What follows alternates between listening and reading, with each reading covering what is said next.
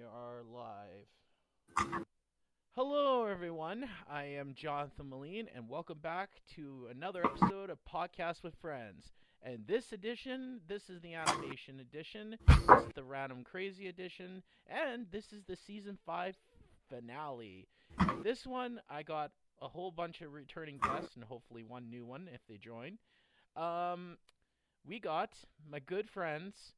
We got my badass Canadian fellow brony who lives in Montreal and is a great animator, Minty Root. Sorry. God damn it! And then we got my really close American friend, and he's a pain in the ass, but he's a great guy at the same time, Jeff Kyler, 14. What? That's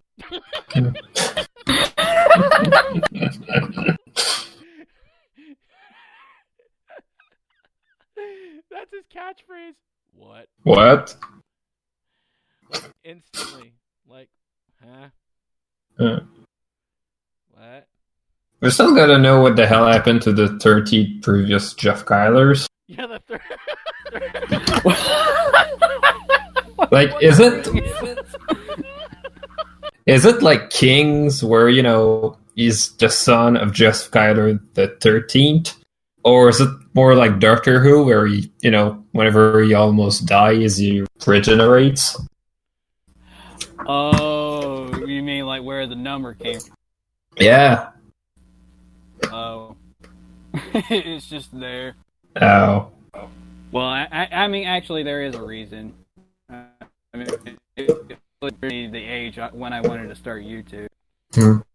Cool. Hmm. And also our next guest, my good friend Rogue. If he even joined the phone. Hey guys. There he is. And it's Rogue. You joined us. Hey, yep, the one and only Rogue. Rogue, welcome to the last episode of Podcast with Friends of this season. Ah, season 5 okay. finale. 5 long seasons, gentlemen. Yeah, that's a pretty long time. 5 years of doing this. Of my life. I started this podcast back in October 28th when I was 24, and now I'm ending it in December 7th. Well, this video will be out the next day. 8, now while I'm 30. 2018. So, hopefully the other 2 guests that are going to be joining us, my funny, wacky friend Ron, and the artist guy named Panda. So, Rogue, what we're going to be talking about in this podcast is we're going to be talking about what we thought about the show, the final season this year. We are going to be talking about animations and projects. We are also going to dabble into YouTube's future. You know what I'm talking about there, Rogue, and you're good with that. I do, yeah. And we're just going to have fun. So, there we go. Sounds good. I wanted you in this podcast. I knew that was the reason, but it's always nice to hang out with you and friends as well, so. Exactly. So, okay, so we got 2 awesome projects being worked on here. One being done by Minty Root and the other one being done by Jeff Kyler. So, animators, can you explain what's going on? Chaos, trying to get the opening scene done before Christmas. And yeah, that was more of a personal deadline because I promised some Patreon backers that the opening shots would be done by Christmas, because I want to have something much more substance to show for the project for Harmonicon. Basically, it's the first 50 seconds. It's not that I only did 50 seconds of animation. It's more that it's the 51st seconds in a row that have been finished. So what I'm mostly excited about is the idea that, assembling them, all of the scenes to make one coherent opening scene. And basically the idea of the because when you work with a lot of scenes, for example, if you don't have any dialogue, it's kind of hard to try to get a feel of how it's going to look like when you put all the scenes together. You can have the pacing that feels a little bit off. So you can have the you can have the tone that might feel off. You might have for example, just the screen placement. For example, if you have characters, for example, in this scene, you have Celestia who just shows up here on the frame. It's kind of hard to make it work for the previous shot because she's more in the middle. So the camera starts looking at the right, and then it cuts. You can grab there we go. So basically, the shot ends with her that is there. So I need to cut. You keep your eye here, and you're gonna go look at them. Then the scene continues. You go back. So keeping that consistency is a bit. It's a bit of a struggle. Once in a while, you want to also want people to look back and forth. For example, when you have a shot reverse shot, it really depends on what you want. Just the fact that I storyboarded the whole thing. The storyboards, the way that it was done at the very beginning was very basic. I realized the shot was kind of boring.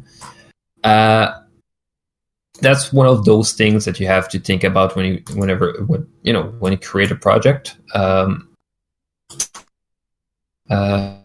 example, basically one of the things I didn't realize with the opening scene was the perspective. Because it's a lot of layers go together. So you want from that scene where you go from those elements that go at one speed, and then you cut to that shot that still go at the same speed. It's two different shots that are two different places. You can do some previs with some very basic, very basic models to try to get the camera to look at the right speed. It doesn't feel as seamless as I hoped, but that's one of the realities of making projects. Not everything you want to do is going to look right. Just already really glad that this shot looks as good as it does with very, very minimal render. It was on Eevee. It's a real-time renderer in Blender. Instead of doing one of the things with ray tracers is that, ray tracers and bat tracers is that for every pixel is going to look not only at the pixel, but all the ways you can get light from it. So it's going to look from all the directions on the material itself. For diffuse material, it's going to look at all the angles. So it's going to get some light from the sky, from the moon, but also bouncing from other surfaces. It takes a long time. So what I used for that scene instead was to use a rasterizer. It's basically what you get with video game engines. So instead what it's going to look at the surface. It's going to look basically at all the lights and the shadow maps. Instead of looking if something obstructs the light using those calculations, it's going to just use a map that's projected from the light. And in a result, you get something that goes much faster with that, but the result is not as accurate. So I had to cheat, add a bunch of lights all around to kind of simulate the bounce of lights. The clouds also had to be done using volumetrics. And I had to cheat as well because those volumetrics with that engine, they use slices. And it doesn't see if light bounces off surfaces. It just sees if something is done away using those shadow maps. Also, I had to combine them because my GPU couldn't handle both the clouds and the map. It would keep crashing. So I had to split them off. I had to figure out a way for those clouds to be behind and in front. Because if you look, for example, that scene, you see those clouds in front, but you also see some that are in the back. To get to do that, what I had to do was to find a proxy of the model that was sent in ZBrush to try to reduce the poly count. And basically reducing it to get a silhouette of the shape, placing it with the scene with the clouds to try to get to mask it, and then to render that scene with clouds again. And fortunately, the camera movement was still the same, so it still moves seamlessly. But you don't realize it's two separate things entirely. Like the model, if you look at those clouds on the side, they get a shadow from the mountain, and you get the you basically get it because of the proxy that still had the same silhouette, and something to do in the VFX industry, because trying to model the entire scene, trying to get to render the entire scene once in a while is just too much. You get models with lots, millions of polygons, and you need sometimes to get someone to make a very basic bare bones model, not only to get some previews because you want to get camera movements with smooth movements, so you can't afford to take the high poly model, and to try to do those camera movements because of the lag, trying to get previews that render. You want to iterate fast. So yeah, you cheat a lot. There's a couple of other cheats. For example, here you see some grass and you see some sign of a cliff. And it's two textures, but the thing is to separate what is grass and what isn't is only determined by basically the angle. So if its face is up, it's grass. If it doesn't, it's rock.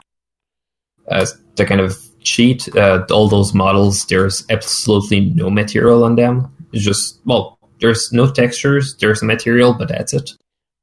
So it's some of those cheats. So yeah, trying to get it to look right, it's a lot of guesswork. I didn't know if I could make it look good at all.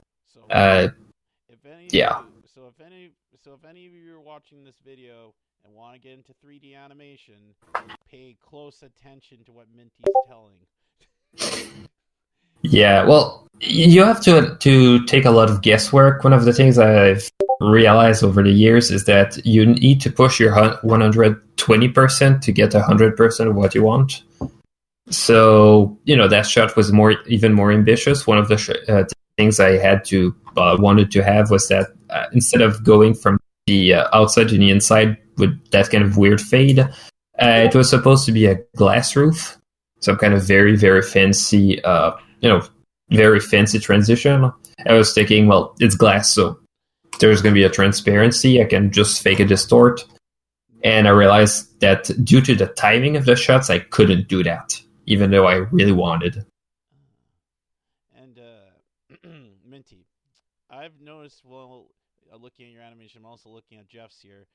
Every time he's doing the lip sync for Rainbow Dash, and every time you're talking, it's basically your voice is almost coming out of Rainbow Dash's mouth. Rainbow Dash. It's so rainbow. Yeah. I'm cool. Some people think I'm a lesbian because of my hair. But that's okay, chicken. Oh yeah, I'm a chicken. Okay. I can't fly. Okay, so Jeff, what you working on down here? So I'm working on a PMV involving Scootaloo, and what I was just doing was Rainbow Dash's lip syncing.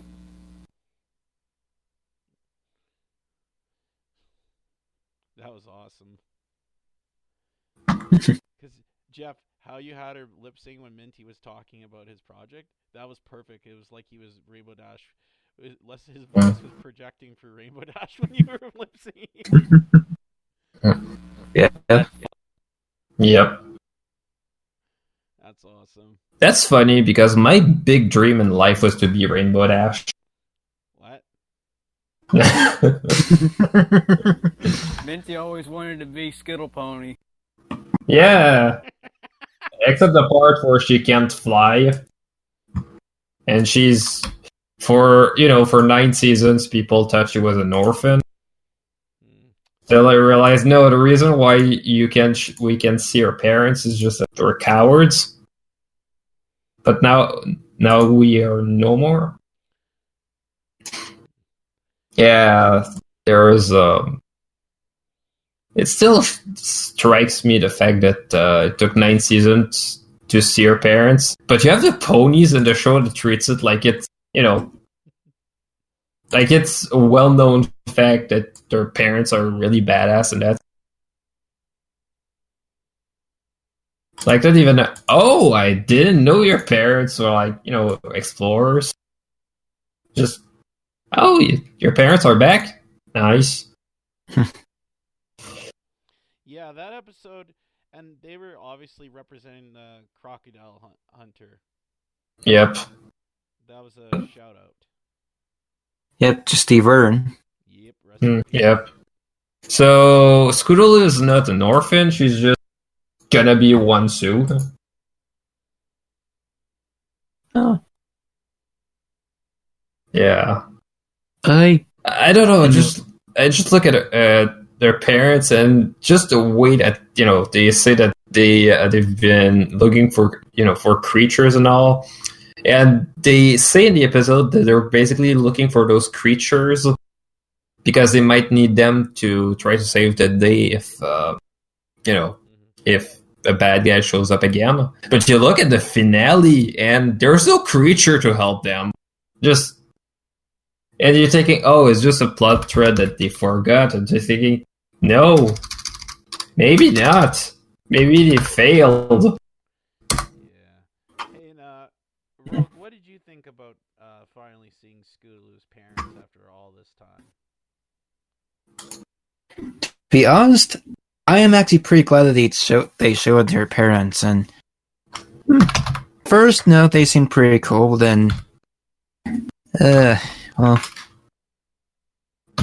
not sure I want to spoil anything about the episode, because...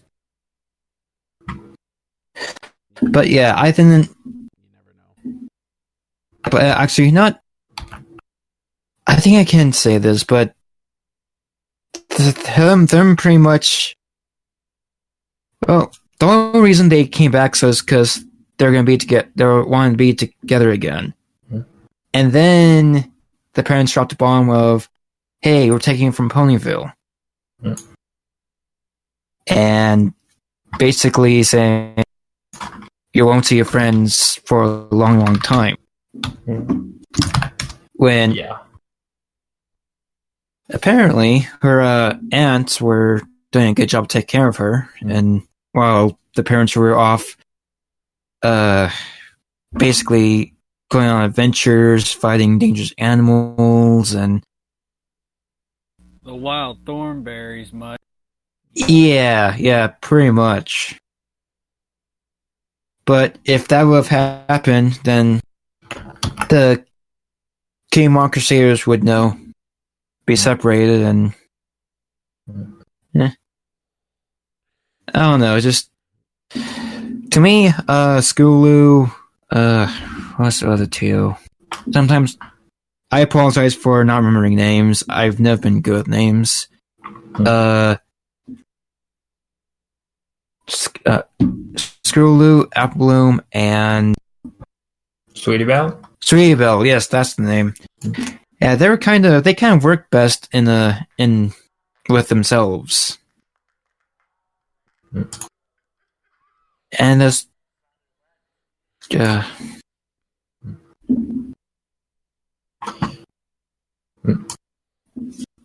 one thing that kind of strikes me with the episode is just the moment where they realize that she doesn't want that, and they just backtrack and just say, oh, we didn't realize that you just wanted to stay. Kind of felt weird, because kind of felt it was kind of the point, the whole reason why they wanted to, one reason why they wanted to stay together. Exactly. You have to remember that their kitty marks are similar for a reason, so... Yeah. And they were really good at... And what this episode brought out was they were really good at helping other folds trying to find what their special talent was. Even helping adults trying to find what their kitty marks mean. Yeah, for example, both bicep. Mm-hmm. That's a good example. Oh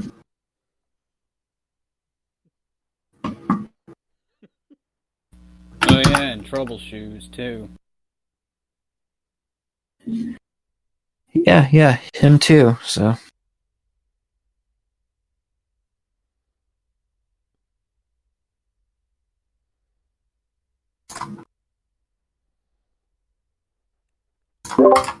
Personally, I thought a lot of the episodes in the final season were actually really good.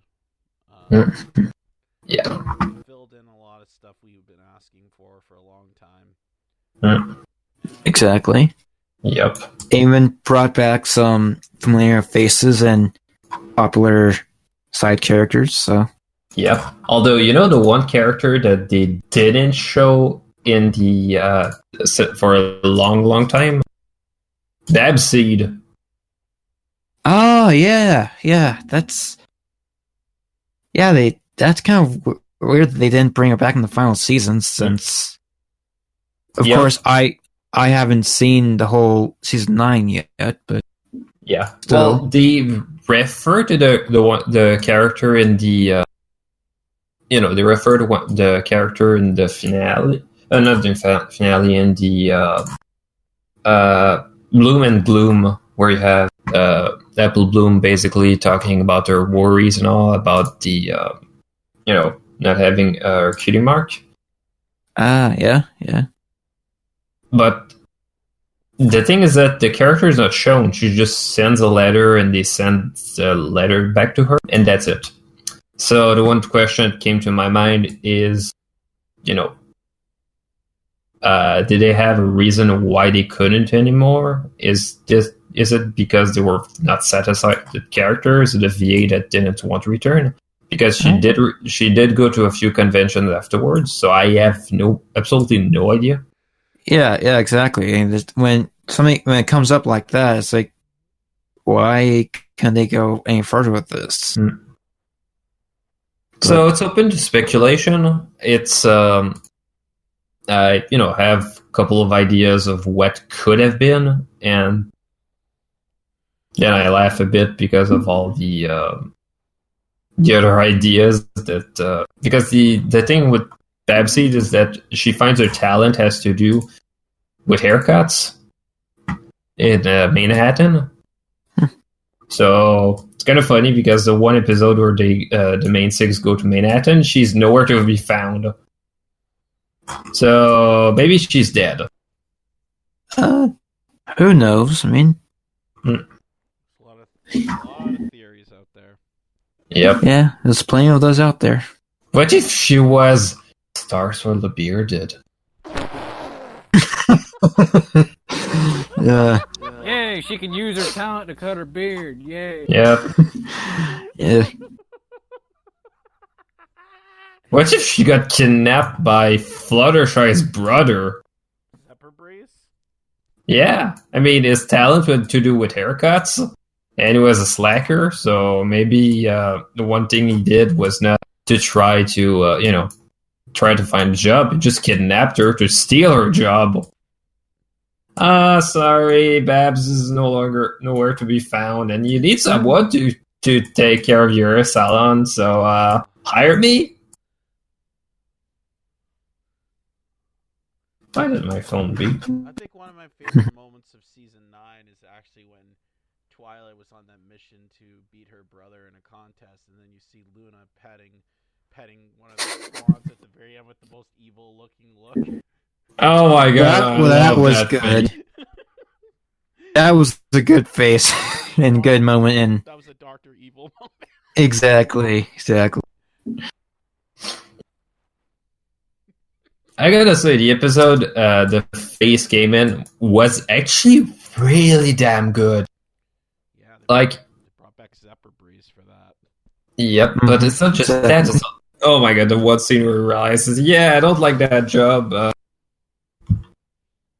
And yeah, it was kind of stupid. But the one thing I really loved about that episode is how because one of the things I remember with the 100th episode is, the ending where you have Twilight basically saying how lucky she is to be in Ponyville with all those ponies, and you have Mayor giving a speech about what it's like to be a community. Those scenes felt good, but you compare the wholesomeness of the lesson at the end of the 200th episode, with Spike finally feeling like a sibling to Twilight instead of just kind of being a weird pet who talks.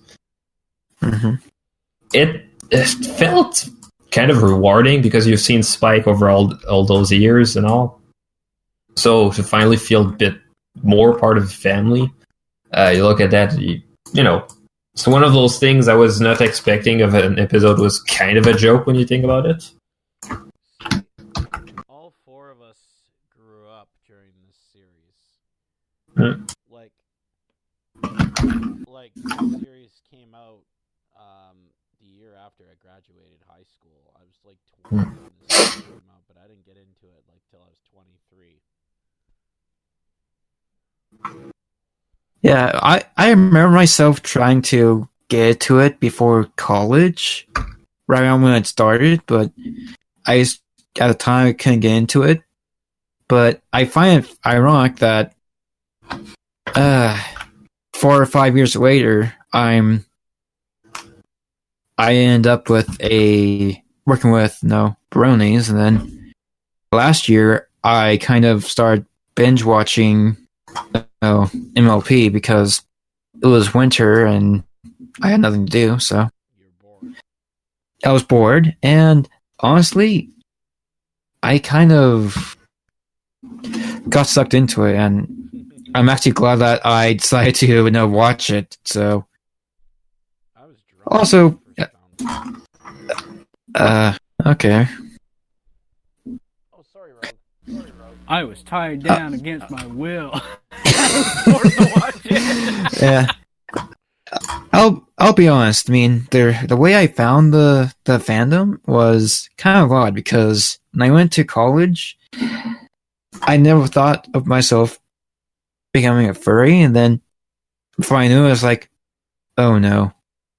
I am becoming a furry, but for some reason I don't really mind, because at that time I was into costuming and cosplaying, and I saw all these fursuits being really a really cool idea, and how much work went into it was good. And then I looked to the rest of the community, and it's just a huge community of creative minds, which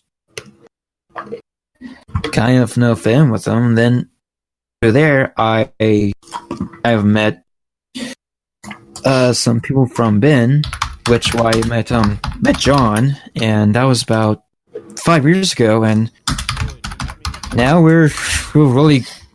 You met me at 27. Wait, was it that?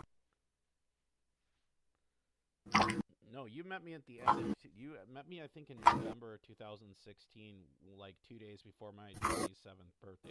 I'm still 26. Oh, okay. I thought it was a year earlier, but okay. Yeah.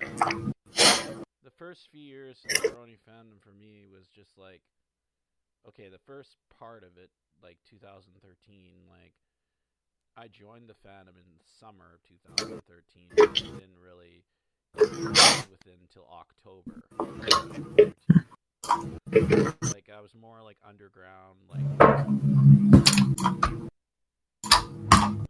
yeah, I was just doing research. So when I got into this fandom, I went into like a science project. I went into experiment. I wanted to see what it's like to get in the mind of these creatures. That's why I call you guys the bronies, you creatures. I was like, okay. So as soon as I became a brony, this is what happened. My nephew was born. I became an uncle. My life started turning around. I got my first paid job, and I started getting in better shape with my health. Because back then, before I started getting in good shape, I had some liver issues. and yeah, everything became better for me. I don't know. So it's just like I wanted to join and make friends. That's why I wanted to join because I wanted to get to know people, and it paid out.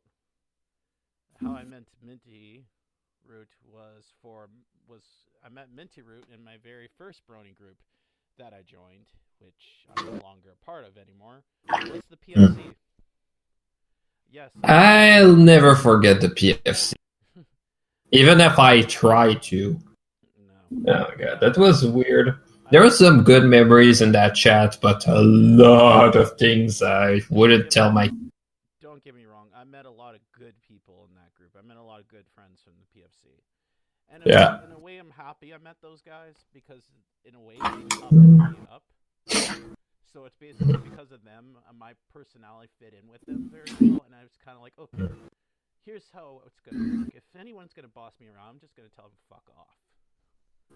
It's basically, it's just, and it's just like those guys, like I met some good people in there and became good friends with people in there. And then there's people who had my back, like when I was just like, I was trying to make friends in different ways and then getting to know people and getting to know other people. And I met Minty at the time.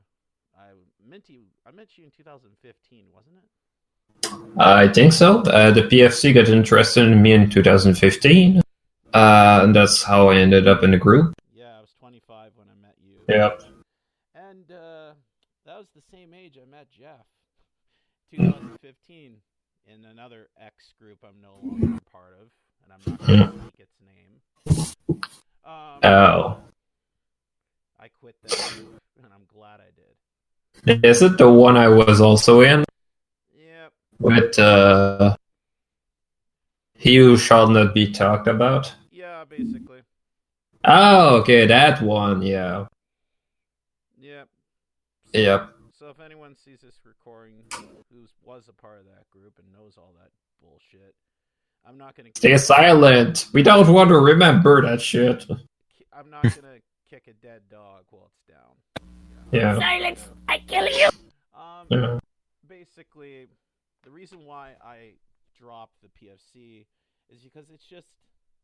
I just didn't feel like it was anything for me anymore. Like, I just left the group. I left on good terms with those guys, though. But it's more like they helped me get to where I was. Like, Sheldon helped me find some really cool people. He introduced me to some musicians. And at that time, he was a real chill dude. Actually, when he formed the PFC in 2014, I was the sixth person added to his group.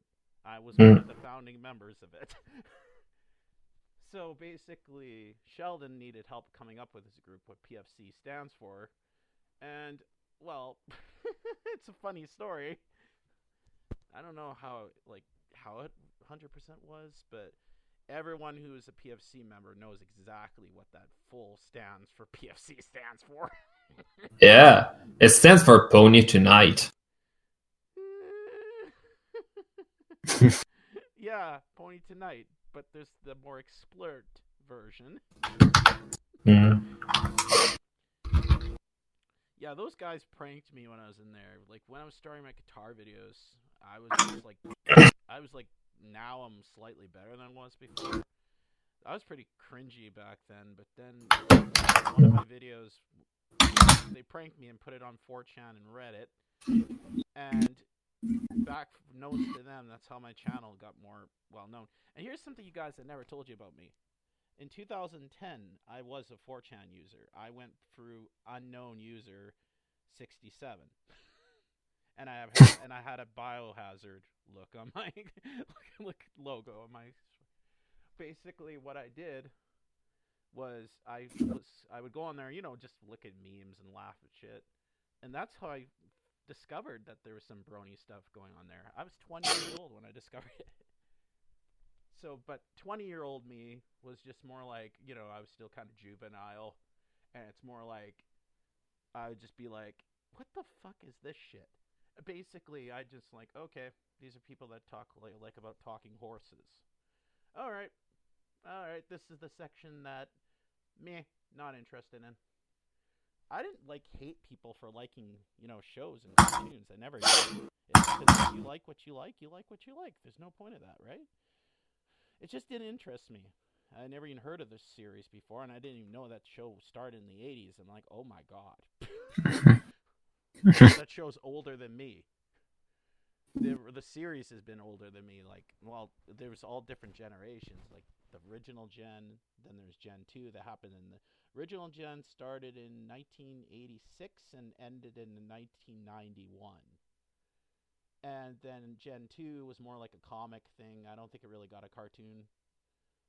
Don't think so. No, I think it maybe got one. And then I think it got one movie, and that was in the 90s. And then Gen 3 happened. That one I think was the longest. It went from 2003 to the final movie to it came out the same year Gen 4 did, 2002. Nope, it came in 2009. Oh, okay. So yeah. Basically, the entire teenage life. Mm. Yeah, actually, the 2009 movie was a Chris Twinkle Wish Adventures. And it was, let's say, garbage. Did you know some of the Gen 4 voice actors were in Gen 3? Yeah, Tabitha St. Germain was the voice of Minty, which was basically Derpy Hooves before the time. The original voice actress of Chrysalis was also in there, too. Oh my gosh. So I'm just picturing them just working on G4 thinking, it's probably going to be another pony show. Nobody's really going to make a big deal out of it. Okay. And being entirely wrong. So, 20-year-old me, if my current self, 30-year-old me would go back to my younger self and tell him, in 2013, those names that you discovered, you're gonna find out it's a part of a fandom. And guess what my younger self would say to my older self? You're high.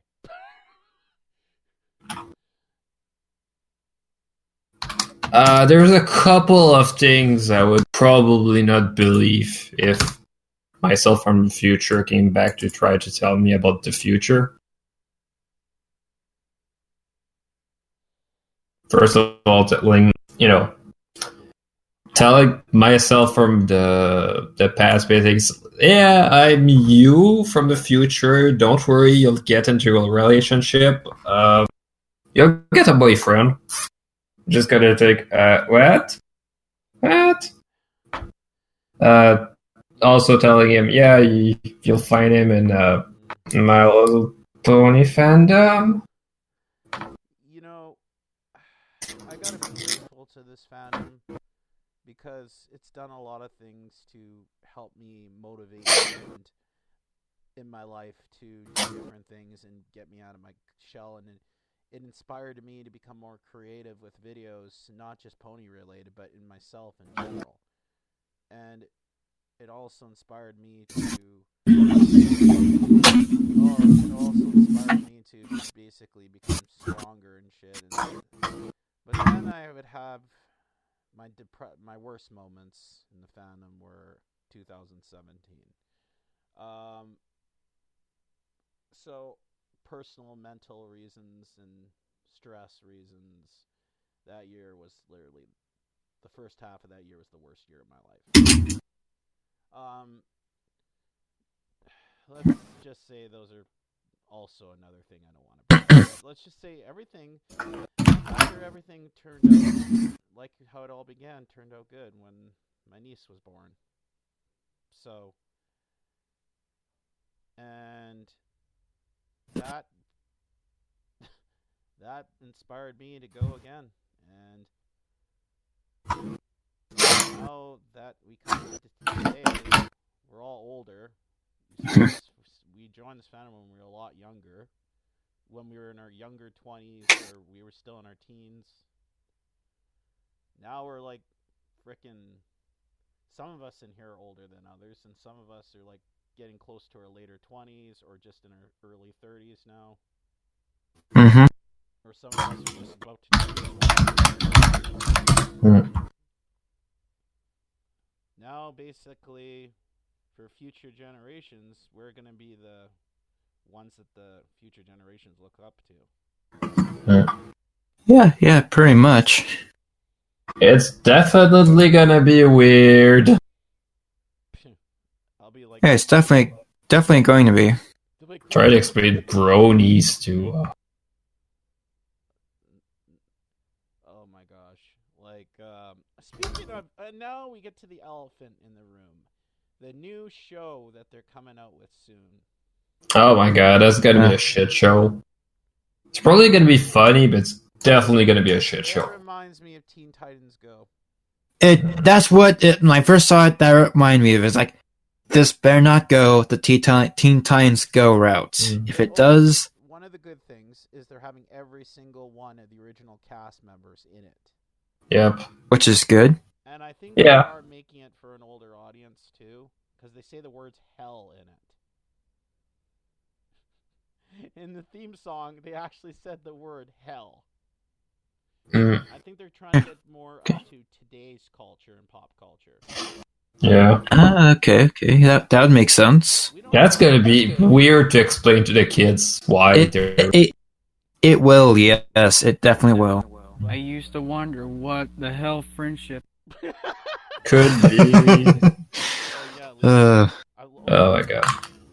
Okay, the other night when I did my music live stream, I was singing new songs I was going to work on with my buddy Bailey, just doing demos. And we were joking around in the stream. I'm like, oh my god, imagine if we had to sing a death metal version of MLP, and guess what? People in the live stream told me to. And I did it, and Bailey was playing guitar to it, and I'm like, you actually know the notes? And I was going, bye, little boy. And Jeff here could back me up on it. He saw the stream. Right, Jeff? Yes. Yes. So. Technically, I wasn't there. I showed you the video. Yes, you did. Okay. Another part of the stream I did, which was really funny, is when Gamer Pony said Jello. Instead of hello, he said Jello. And I was like, Jello! And then Bailey's like, Jello. I'm like, Jello! He's like, Jello! I'm like, Jet! I pick up my wooden table, smack it in my head on it. and then Bailey goes into, Rick, what the hell are you doing? He goes to his Rick and Morty impression. He's like, you bang your head on the I'm like, oh, jeez, Rick, I don't know. I'm just trying to make this streaming and more entertaining and bang my head on the table. Jeez, Morty, we gotta focus on the singing. And the best part is nobody expected me to do that. Like, I just did that because it was hilarious. I just wanted to entertain people. And you know what? Before I did that live stream with my bud, before the video, before that, I was on a 2-week break from just not making videos, period. And it's just like, because during those 2-week break, I didn't even tell anybody on my channel that I was taking a break. I just disappeared. I ghosted myself, and it was due because I had some inner demons I had to work out with and clear my mind and basically give them inspiration to make content again, because I literally lost my drive and motivation because I was worried about the HIPAA thing, and I had some personal shit I had to deal with. But something changed when I was playing guitar with Bailey and Eric. I just picked up my guitar and started playing, and I said, you know what? Fuck it, I'm making a video. I don't care. I'm not giving up. And then after that, I got my drive back, and I became happy again and not stressed. And because in my live, in a few videos I did on Ben, for the longest time I was running lone wolf. Like, I was the only one working on the channel at the time because everyone else was busy in their own worlds doing their own thing. And when you do a couple of videos by yourself, it's all right, but when you do it all the time, it's you get. I was getting frustrated because I had multiple channels to balance, and I didn't want the channel Ben to die, and I tried to hide it in my videos, and I was also sick. I was sick for 4 months. I had a lung condition that I did not know about, and it was going to turn to pneumonia. I had to go on antibiotics after I got back from Vegas. And that's why when I did voice acting, I had a voice changer. So I was pretty damn miserable. And because of this misery, I was coming off, as most people thought I was coming off as cocky and arrogant. And as I looked at the videos very carefully, I can see my anger was starting to show, and by that time I knew that I was getting a lot of flank for it too. People were like messaging me and shit, and they didn't like where the direction of Ben was going, and they didn't like the CB like that, and I just decided to say fuck it. So I lost all motivation, and I was depressed, and I was just freaking. But then, with some friends' help and my girlfriend's help, were important a lot, and I found my inner peace, and I came back, and I was happy again. I just basically started to show a side of me I did not want to show on YouTube. When you're upset about something, it can make you change. It can make you act differently. So that's why you can control your emotions, but sometimes it's best to let them out. Because you make mistakes and you learn from them. Exactly. That's life. I mean, you learn from your mistakes and you get better from them. So. Like seeing that side of it. Well, there are times when things when you in its current situations causes your mind to get all clouded and foggy, and sometimes the best thing is to step back, take a break, and kind of regain that energy. Yeah, and so because I did that without telling anyone, both channels were tanking bad, and that was at that point I was stressed about that too. But then at that point, then the Copa thing came in my mind, and then I basically said, you know what, fuck this, I'm done. I actually said, I'm done. And at one point, I thought about quitting the fandom and for a while, and just trying to find myself again, and then come back into it again when I was ready. Yeah, I can understand that. I mean, not permanently, just taking a break from it. Definitely, yeah. I mean, I understand that. I mean, in the past, I've actually tried to start my own YouTube channel, which there's still nothing on there, but every time I was going to go start it, something like copyright BS first came up, or the Adpocalypse came up, was right around the time I got the motivation to know, okay, I'm going to do this. And then I saw this. That just kind of brought my motivation down. It's like, I don't see how I can achieve what I want with this going on. Yeah. So I definitely understand what the Copa's effect on that, and also the elephant in the room. One of the Copa. Yeah. Well, one of the things that is important with Copa is that the entire point of Copa is that you're not supposed to take information from kids under the age of 13. For example, if you want to find a way to monetize it. I totally understand that, and I actually agree with what the FTC and Copa are trying to do with that. I agree.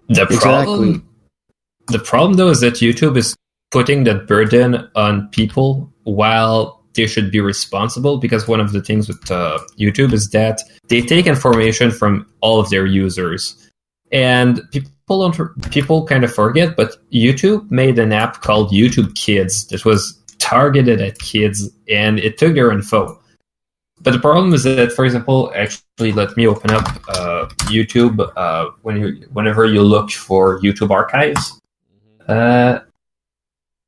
let's see, YouTube Studio. Disclaimer: we're not trying to. Right now, we're not trying to bash any of the YouTube, or we're not trying to do that in any. Personally, no, we're just I am, but that's Yeah. another story. oh So yeah. here's my stats.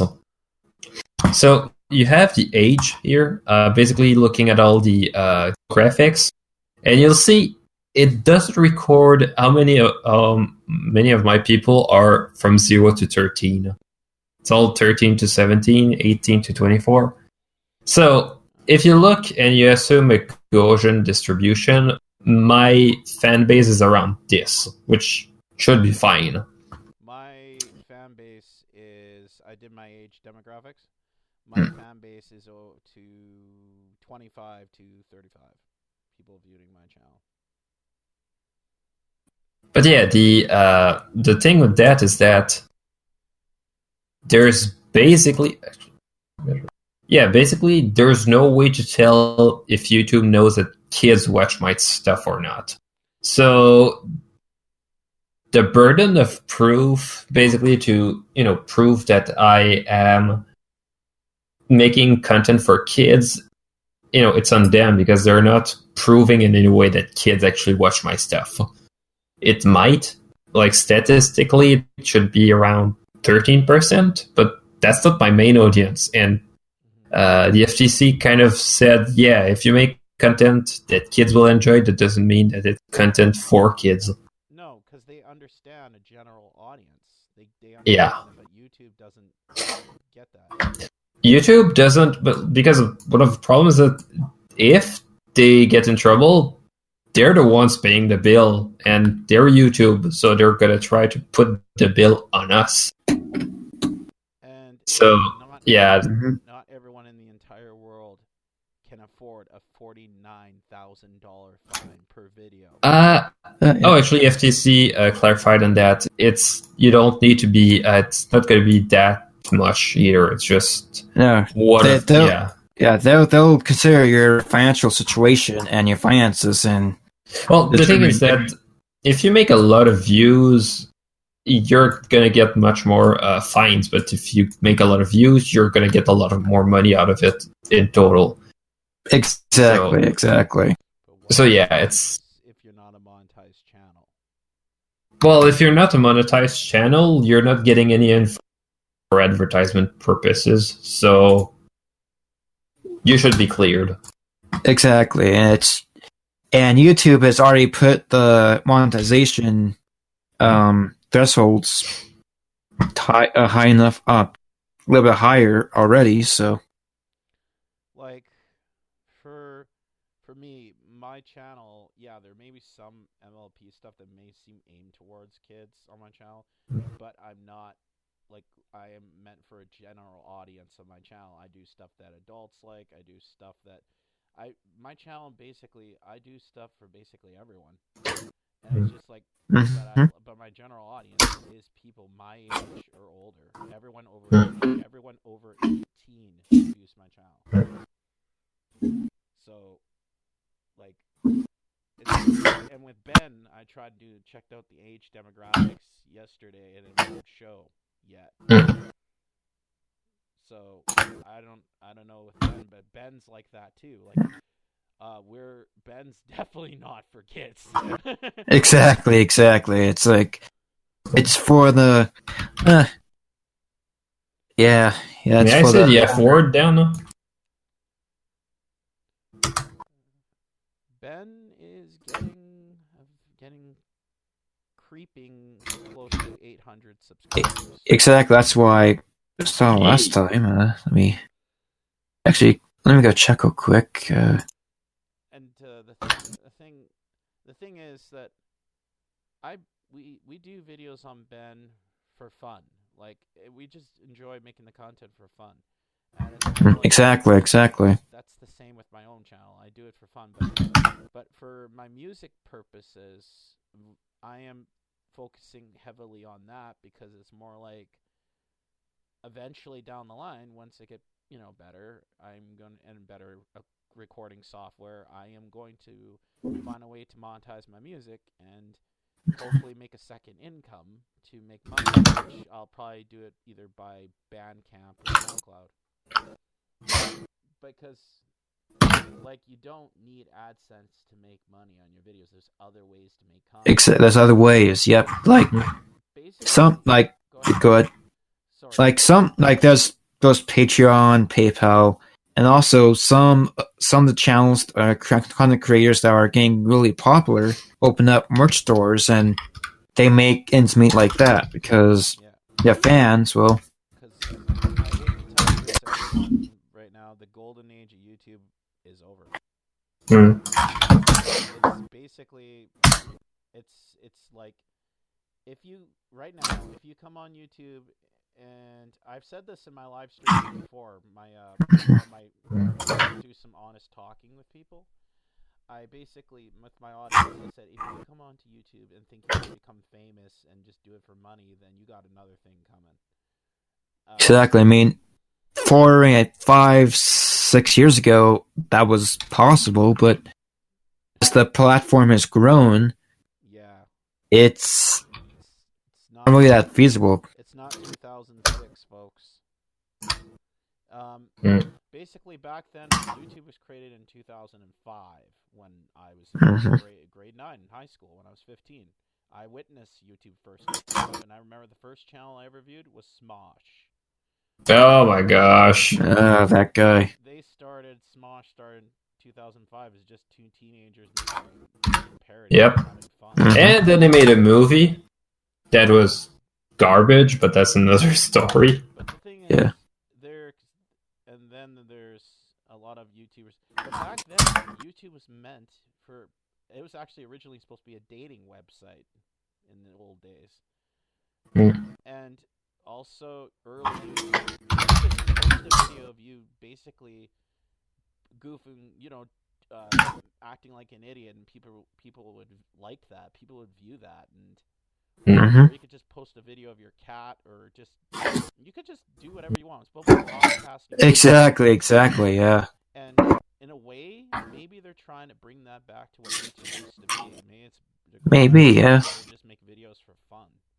But exactly. I mean, but today it's becoming of a headache because there's not only the advertisers that are kind of lost it when their ads gone to the wrong videos, but also there's the copyright content system where it allows for third parties to claim copyrights on things that they don't have the copyright to.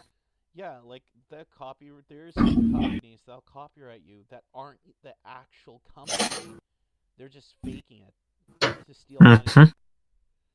Exactly, and sometimes because of those copyright claims, it can lock out a lot of things in certain countries. It's like, for example, Vocaloids. Like a good chunk of the fan-made songs and stuff from that area of the anime fandom was locked out for people outside of Japan because some company decided, hey, there's copyright on this, and they didn't even own the copyright, so. See, the thing is, again, every artist has the right to protect his or her content. That's what copyright's for. Exactly. And just say, let's just say, okay, well, here's an example. I make a song, that's good. I put it in there, and then someone tries to take my song. I download it, and I wouldn't care. Like if you want to enjoy my music, go for it. And then exactly. It's here's where I would care. If you claim it as your own, and you start making money off it without sharing profit with me, then I have no choice but to copyright strike or claim it. Exactly. Because I've seen copyright claims for audio clips that are like for little bits of audio that sounds like something else and trigger the copyright claim. So, because here's the rogue. Here's the thing with music nowadays. it is hard to make an original song that doesn't sound like another song. Exactly, and it's always been like that in music, so And then people get mad at you. That just- You're just stealing that person's idea. yeah, there's always been that in the time music's been, you know, written and But played. music and filmmaking, I've always been interested when I was a kid. I even said it when I graduated high school. I even wrote it down to either be a musician or a filmmaker. That's what I wanted to do. And I actually did animation major in high school. Oh my! Yes, everyone, John here actually dabbled in animation and film editing and all that.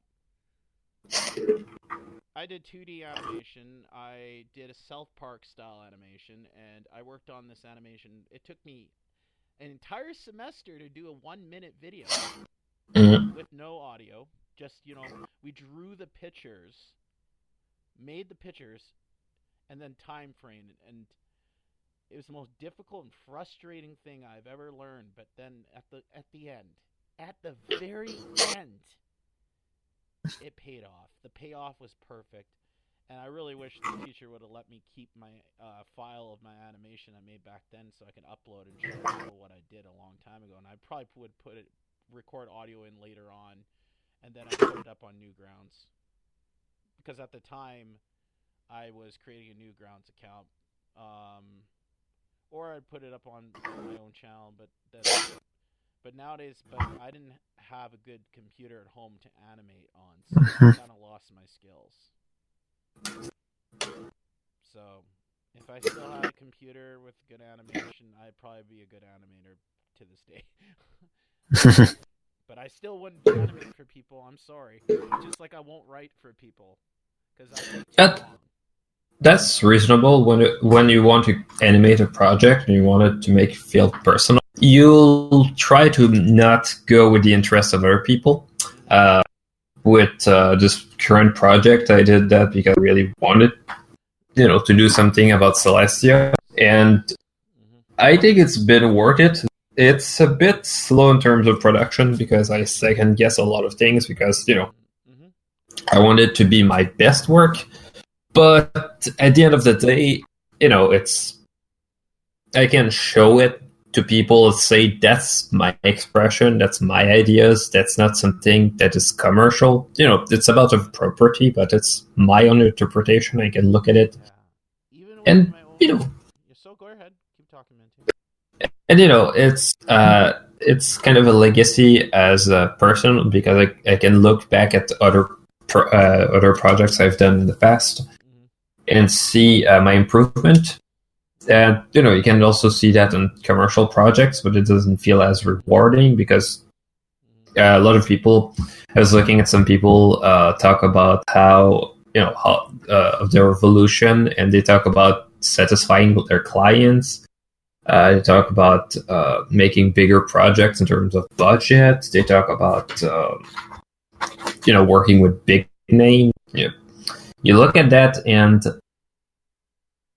it kind of feels shallow because it always revolves a relationship with something else, like a relationship with famous names and all. Yeah, you can also have your own personal project. You say, well, I'm proud because it's bigger. I got to make it with a certain voice actor.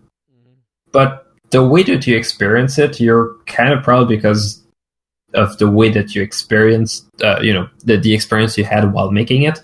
So you're proud because you work with a voice actor, but you can talk about how it happened, what you've learned.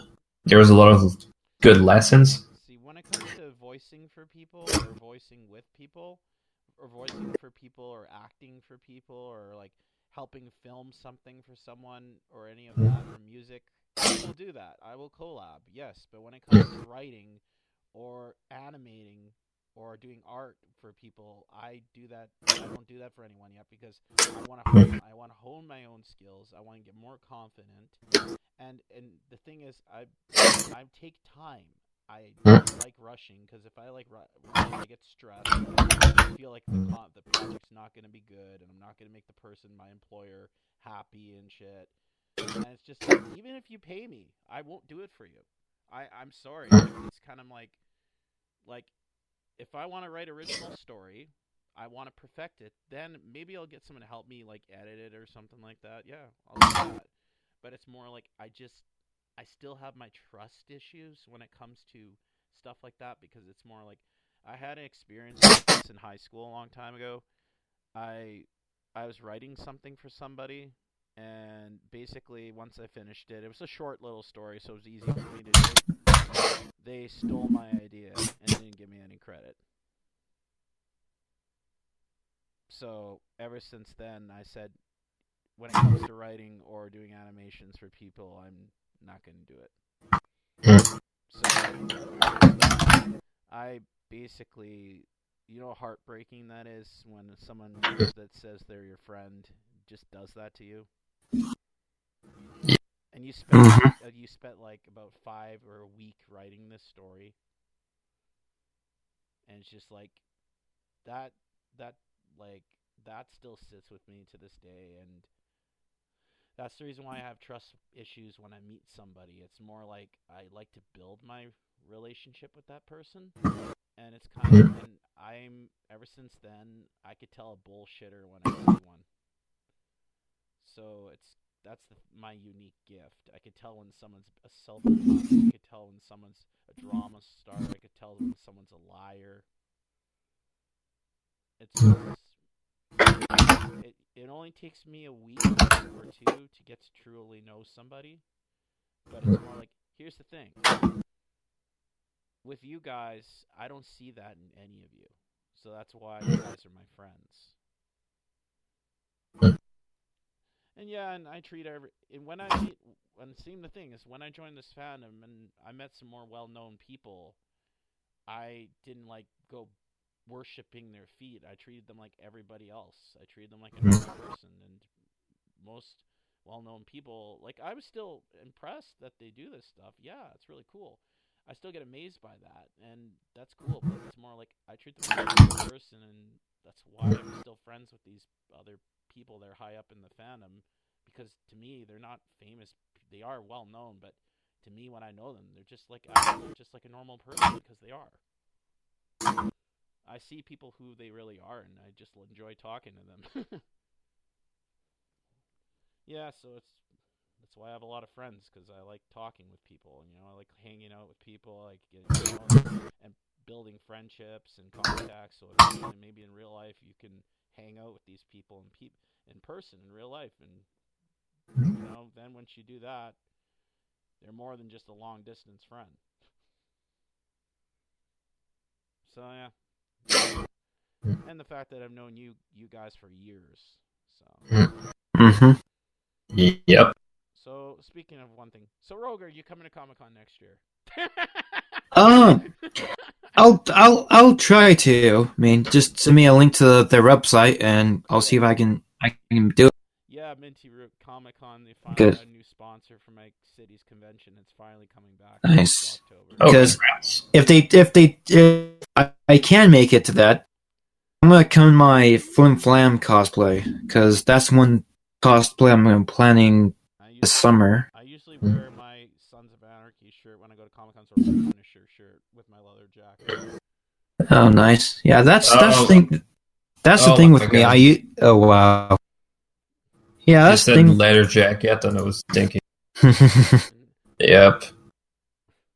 No, I've always had. I like wearing my No. I was thinking of those Matrix cosplays. Oh god. Yeah. Oh, that a leather jacket. Okay. The Matrix. Oh man, when I first saw that was amazing, bro. That movie is so good. Yeah. The first one's my favorite. Yeah, I don't know anybody who thinks any of the other ones are their favorite. Yeah. The other ones are good, in my opinion, but I like the first one the best. And but the one I like, there's the secret one, the Animatrix. I like that. Oh my god, those sorts are really good. Oh my god, I remember those. They kind of traumatized me a bit. Yeah, they are in depth, but Like I felt a bit cheated on because there was a very first one. It was all CG. Actually, it was done by SquareSoft. No, not SquareSoft, by Square Pictures. Yeah.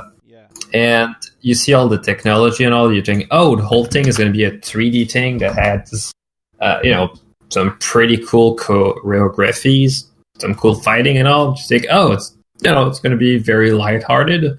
And then you realize, oh no, and then you see one of the soldiers just got torn apart. It was disgusting, and Bro, yeah. I felt The gore. I felt like I was, I felt like Anime. someone lied to me. Like that one time my dad lied to me about the movie we were about to see, and it was Castaway. Like, made it sound like, something really interesting as a movie, because he told me it was happening in my city, which was a lie. No, instead, there was the guy who nearly drowned. Yeah. Anyways, now that we're into that topic, so this goes for all of you, including myself, but I'm gonna obviously let you guys talk first because it's polite. So I'm gonna start off with Jeff. So, Jeff, what is the most goriest anime scene or cartoon scene or movie scene you have ever seen in a film?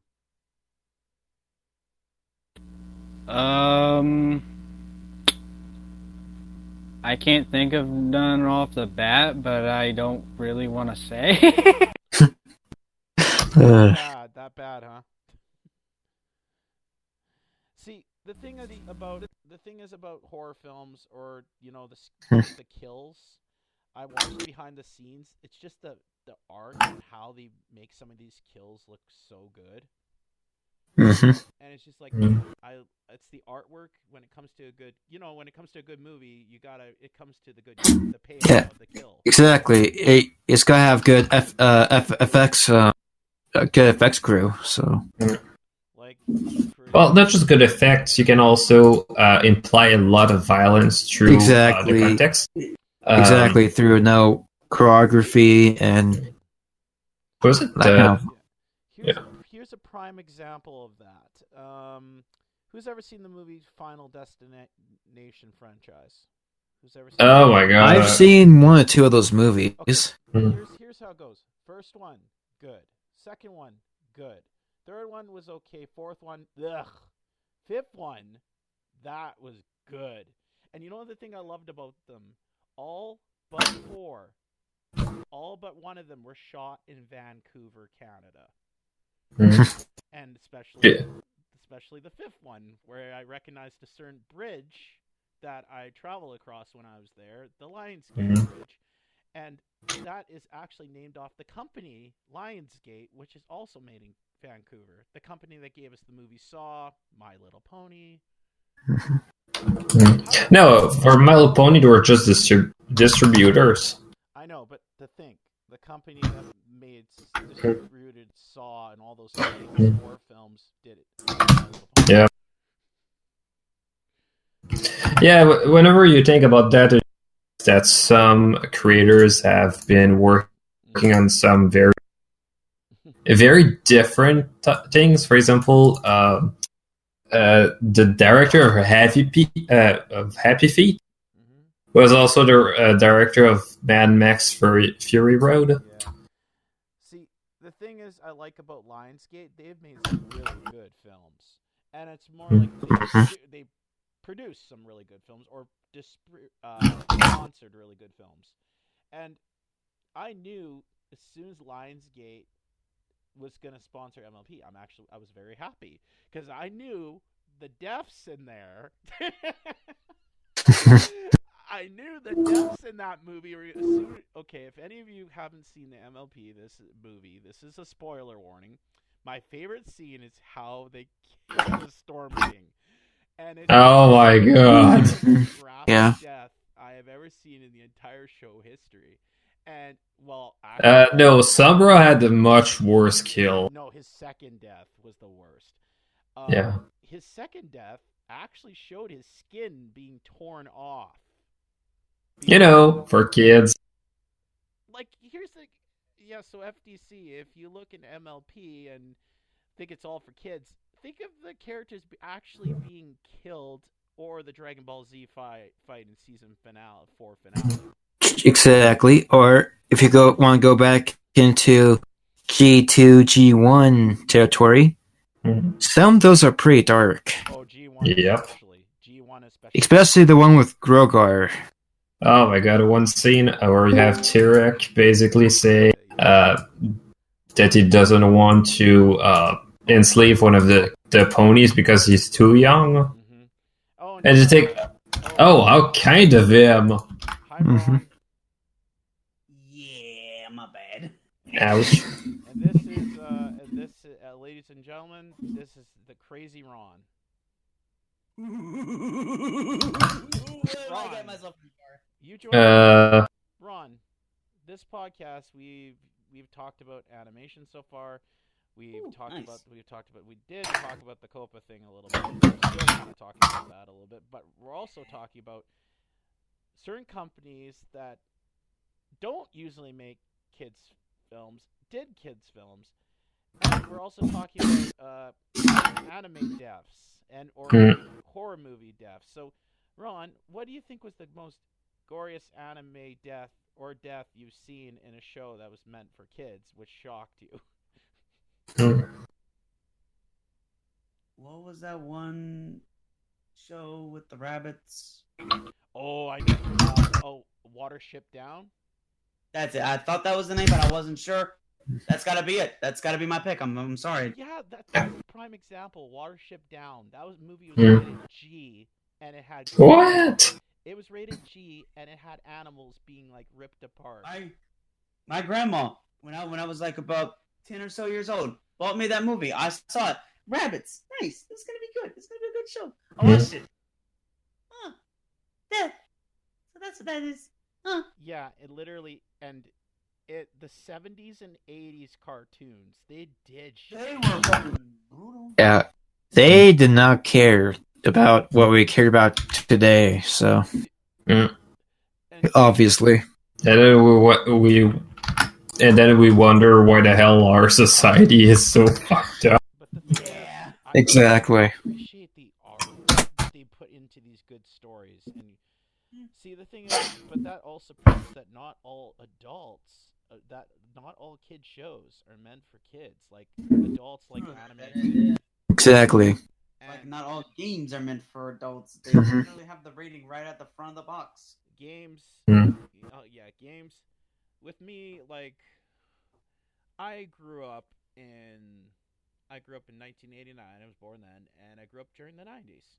So basically, even the 90s shows were still very graphic. Even during then, when I was like about 5 or something, I started getting into video games. One of the first ones I played at the arcade was Doom, and I played rated M video games when I was a young kid because I was interested in that stuff. So basically, but the thing is, it didn't warp my mind or make me like go crazy. It's just like I appreciate the art that people put into these films, and it's more like then we come to 1998.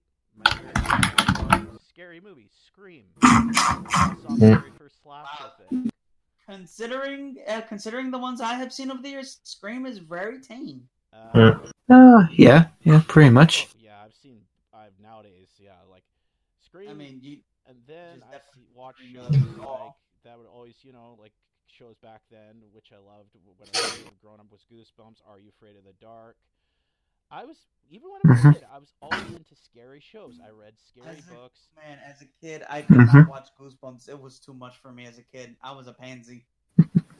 No, it kind of like I got scared from them. Obviously, all kids get nightmares, but it's just like mine got so bad that actually dream capture. Oh, I'll never forget the day I first saw Halloween. But the thing is, it in a way, as I got older, it toughened me up. And it's just like, Yeah, it does, yeah. And I enjoyed it, and I enjoyed it even more. Okay, I get into film. I made a film with one of my buddies, a home video we made back in 2001.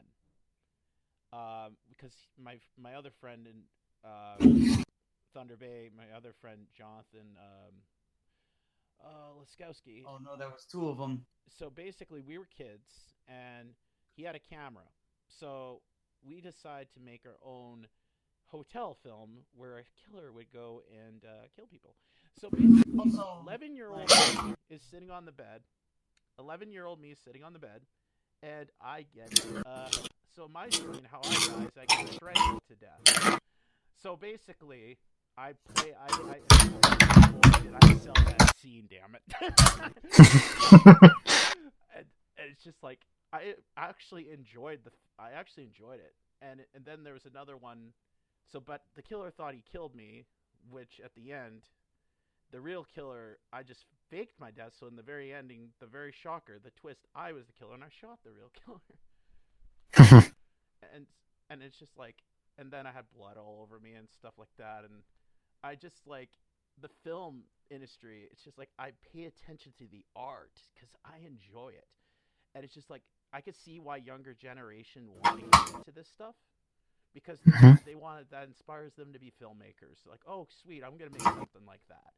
And then it's just like that's why us millenniums, people from the 80s to millennium started in the end of the 70s to the 80s to the 90s. We started this generation for the other kids too soon. But the thing is, parents, you gotta keep kids on what they yeah. Exactly. You can't just expect to put him in front of a TV or something and not have to worry about him. Because after a while, the kid's gonna get curious. He's gonna see he's gonna see something that'd be like, oh, I wonder what that is. And then watch it. See, with me, I didn't watch horror movies all the time when I was a kid. I actually, I was raised, grown up properly, but as I got older, I got curious, and it's just like my parents, would watch movies, and then I would just say, "What you watching?" And smart, I would just like, they're like, "Hi, Johnny, I don't know if you like this," and I'm like, "Mom, I've seen scary shows on TV before. It's cool." I'm like, "Yeah, but this one is kind of." Yeah, so I got what they were coming from, and like, oh, okay. So then, yeah, at least they care to be like to warn you, like, you sure you want to watch that? It's really scary. But then I started playing horror video games. Like I got into like playing Silent Hill, Resident Evil. Silent Hill, yeah, those kind of games. I like getting I scared. really can't. It's hard for me to see Resident Evil as being a horror game. The first one, kind of, yeah, because the controls weren't in. You mean first two? Well, yeah, the first two in a sense. But even then, the remake is good as an action game. No, the remake, Resident Evil 2 remake, that game was like, oh man, it brought so much nostalgia back to me. Yeah, and then they have the third one. I can't believe they're remaking the third. I'm so excited. Yeah. But like I said, I see these games, and I'm like, yeah, it's zombies and whatever are actually just bio weapons and things. But I look at them like it's more of an action game now. But no, they changed it. They with the Resident Evil remake, zombies, they're not going to go down. They actually made them more terrifying. Ooh. They don't go down that easily. It took me a whole clip in my handgun to take down one zombie. Whole clip, Ron.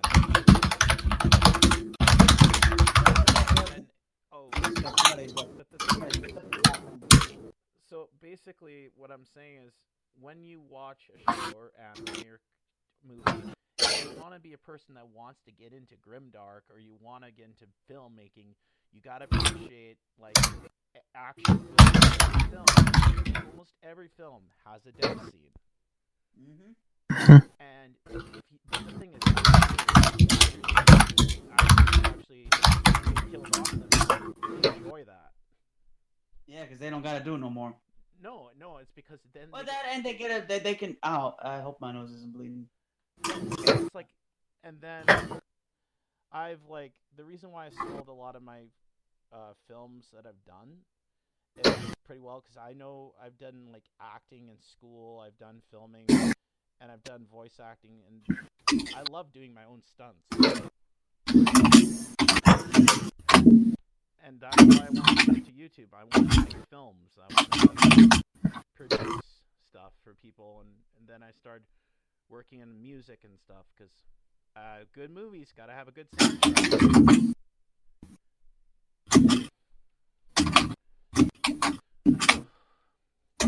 For me, I always wanted to get it. I have always had the dream of being able to make video games myself. At first, it was because I enjoyed playing video games. I wanted to make video games, logical choice. But as I got older, I started realizing that I want to make more. Actually want to make video games to tell a story. Yeah. What about you? What inspired? Now this is a good topic. What inspired you guys to make something? What inspired you guys to start YouTube or start making videos in general? What inspired you guys? Ron, since you just started here, you go first. Well, to tell you the truth, as of right now, I have the inspiration, but I don't have the drive to do it just yet because I don't actually have the skills to do it. But my main drive has been people in the video game industry: Shigeru Miyamoto, Hideo Kojima, Satoru Iwata, the rest is soul. I've seen the stories of these people and how they've started from nothing and made something, and they tell these awesome stories in their video games. Particularly Hideo Kojima, good lord, it takes an entire novel to tell what the hell his games are about. Yeah. Although he kind of forgot that he's making games, not movies. I mean, he's starting to. He's ready. He's actually said his new company isn't just going to be solely focused on games. He's going to do his own movies for once. He's finally going to live his dream. Yeah. I remember there was a tweet with a screen cap from his latest game, and he basically said, "Did he trick us into buying a Mads Mikkelsen dating sim?" And it was just the character with a bunch of flowers. And then someone just said something that really disturbed me. Just pointed out how the character doesn't wash his hands when he goes to the bathroom in the game. And just thinking, with all the attention to detail the guy has in his games, it was definitely on purpose. Well, also think of it this way. He's too busy running around delivering packages to have time to wash his hands. It takes like 5 seconds. Just run it underwater if you want.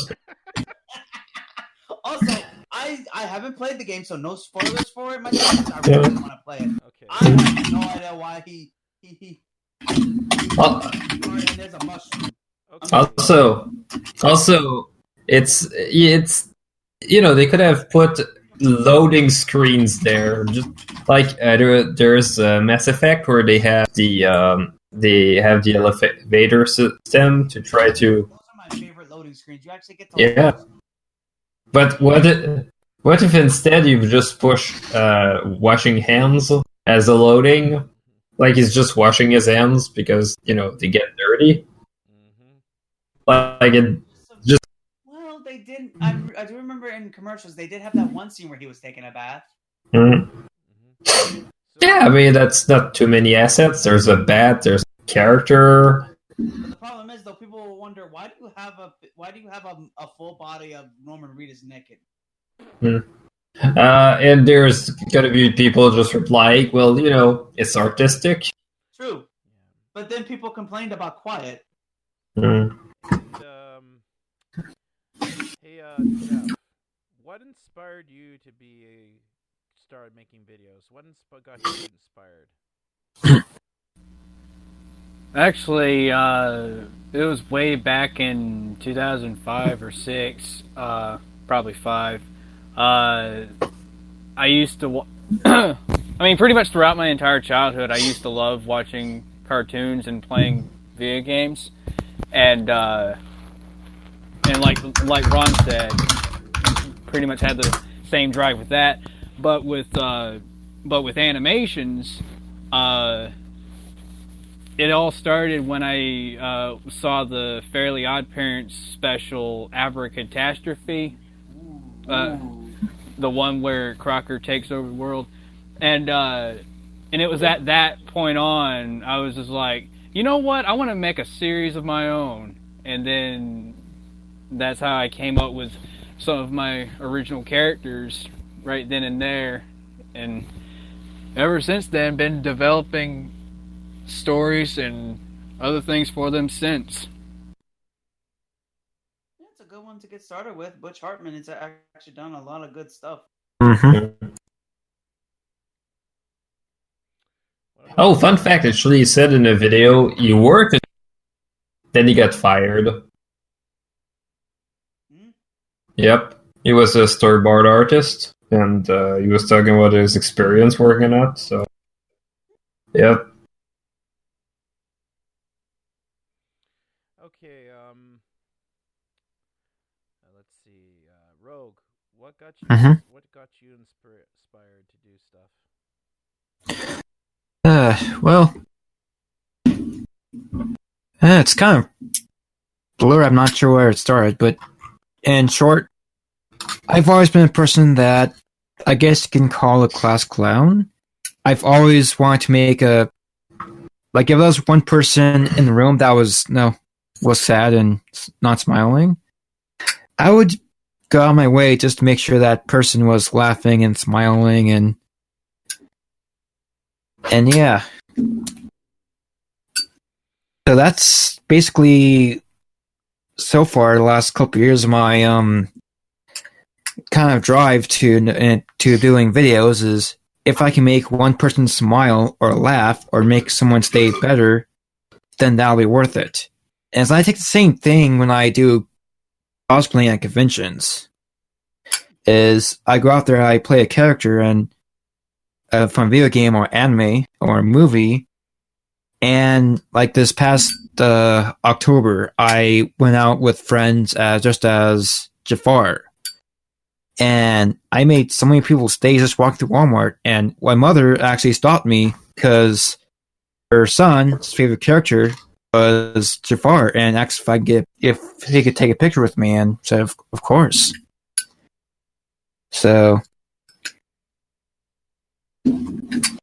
that's kind of my drive for making videos. And also, I've been gaming a long time, and usually I started to notice after a while when I'm gaming, I usually talk to myself or talk like I was in the game. And one day I was like, man, why am I not recording this?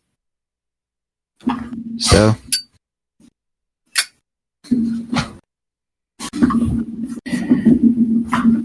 Yeah, I can understand the drive to want to make people laugh. I kind of have that myself. I like being the tongue. Work with me, please. the goofball. Yeah, there it is. The cuckoo. Yeah, excuse me, I got a fat tongue. All right. It maybe made it silver, but good lord, it's a thick one. Mm-hmm.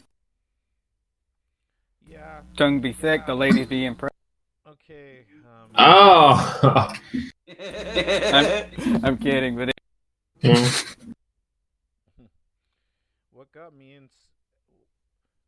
What got me inspired to make content and movies in general was seeing the passion of it when I was a kid, seeing the filming.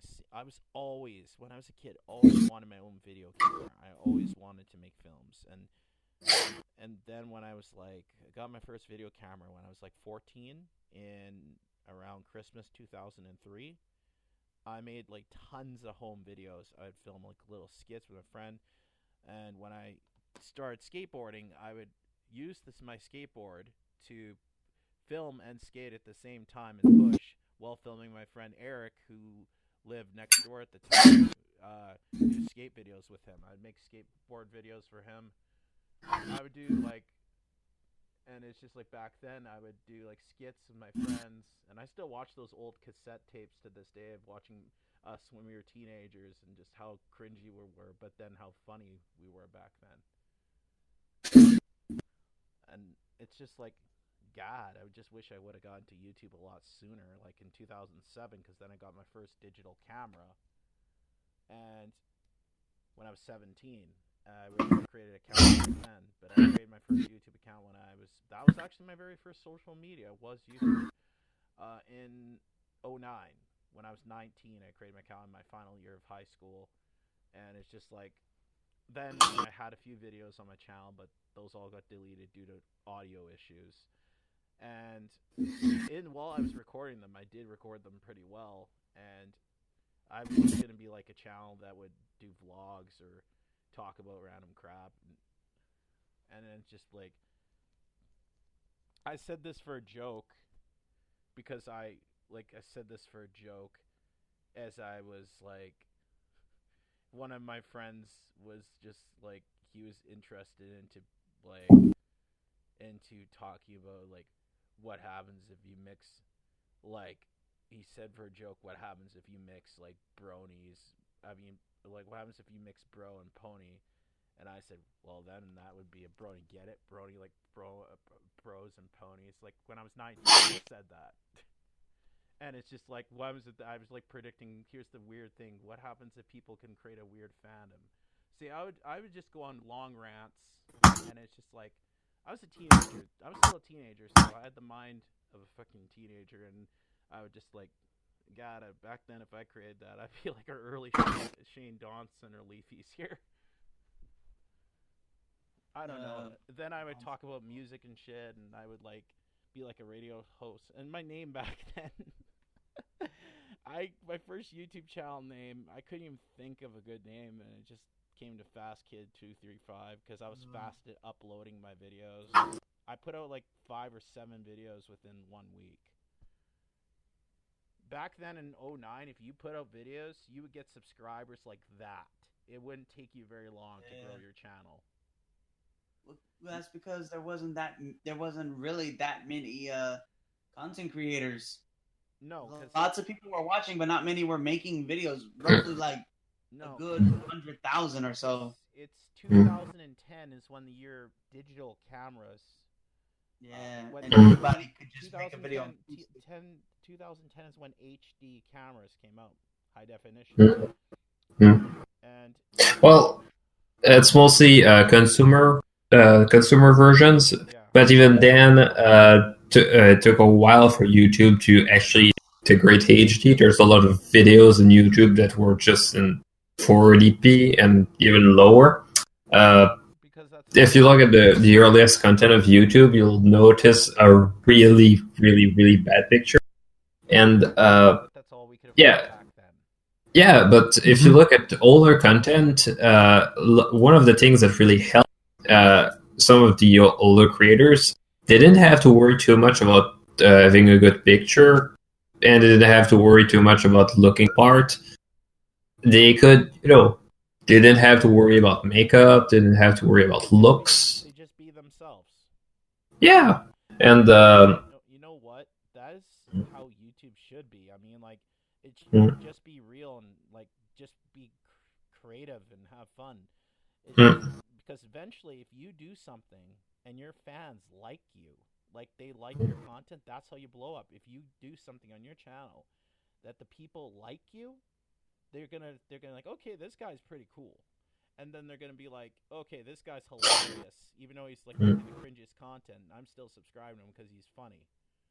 And it's just like back then, early me, I was more like I would do pretty much random bullshit, and it's just like I was just gonna do. Then I'd have serious videos, and then I have videos I was gonna do little skits and stuff like that. So I'm I make content for different genres. Series going on, and then I have series within series.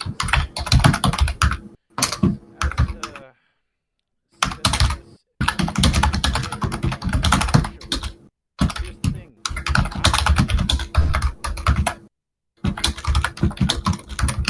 Okay, sorry. I was thinking, for a second there, I thought it was Rogue. I know. I just remember Rogue having a loud keyboard. Yeah. Well, I kind of fixed that with changing my position of my mic. So, plus, I think that keyboard's long dead. So, rest in peace. Basically, yep. Like that's the thing I loved about old YouTube is You could just make a video, and you could produce it and make it. Then you could just enjoy making your content. Nowadays, you have to do extra things. You have to make sure you look good. You got to make sure everything's right. You got to make sure you have a story. Mhm. You got to have a good story plan. Actually, even back then, if you want to create a series, you just have a good story. But Man, I remember this compilation of smack cams. Oh, because back then, if I started YouTube when I was still a teenager, like I'd probably be by now. I'd probably be like a bigger YouTuber if I started a long, long time ago. most likely, yeah. I think we all would have been. But I imagine Ron. Ron, you told me you wish you did back then. You could have started the gaming Yeah. trail. I really wish that I had the technology back then to have started the gaming thing. But the weird, I've always had this problem though. I have a massive amount of bad luck. I think it's a family curse or something. It's Yeah. gotta be. Because every time I get technology together, I'm like, nice, I finally got this thing. I can start making gameplay on YouTube. And then, like, roughly a month later, it's all gone. I just don't know what happens. It's all my abilities are gone. The device breaks, the software gets corrupted, and I can't get it back, or just something. See, So weird. younger me, the reason why I didn't post stuff online when I got my first digital video camera, is because I was nervous. I was nervous what people would think of me, you know? Because, you know, I was a big guy, and big people tend to get made fun of. And Yeah, honest, but if you're gonna be on YouTube, but to be honest, I wouldn't give a crap. To be honest, I didn't give a crap. And it's more like, but here's the thing: if you develop a good enough personality, eventually those haters will eventually like you. And two of my haters on my channel actually eventually earlier days they did like humor. Like yeah, so it's just once you get to know a person, you kind of realize, okay, I used to be like that too. Like I used to be like to dislike, and like, but then it's just I was nervous. That's what it was. I was nervous to post my videos online. But then when I was 19, I just said, "Oh, it, I'm ready."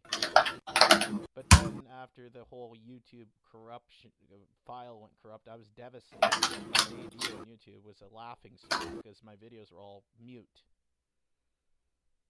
Although I gained 15 subscribers within one day. You know how hard that would be to do now? I do. Like, back then, if you had... back then, in the early days, if you had 1,000 subscribers back then, you'd be top You were dog. the big time. You would were have been big top time. dog. Like, but that was the good days, man. Nowadays, it's like, oh, you're not at 1 billion?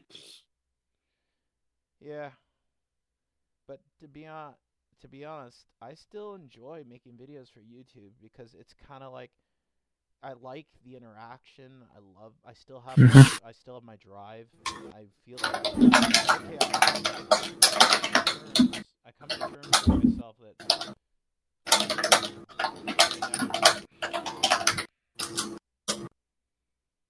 I'm just gonna if I can get paid every time I hit a loud keyboard, I'd be rich.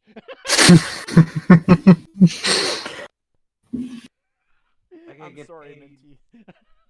That's the thing. It's not even loud here. That's what I don't get, and it's not even in direction of the microphone. So all I can guess is that the microphone responds to a specific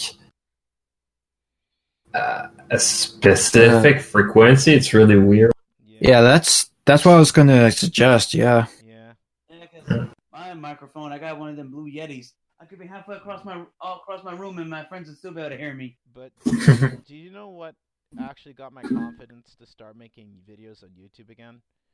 I started focusing on Facebook. I started focusing on making content there for people, and then I came up with new ideas. And I'm like, yeah, I got my confidence back. So then in 2010, when I was at a cliff with a couple of my friends, with my family friend David Klimala.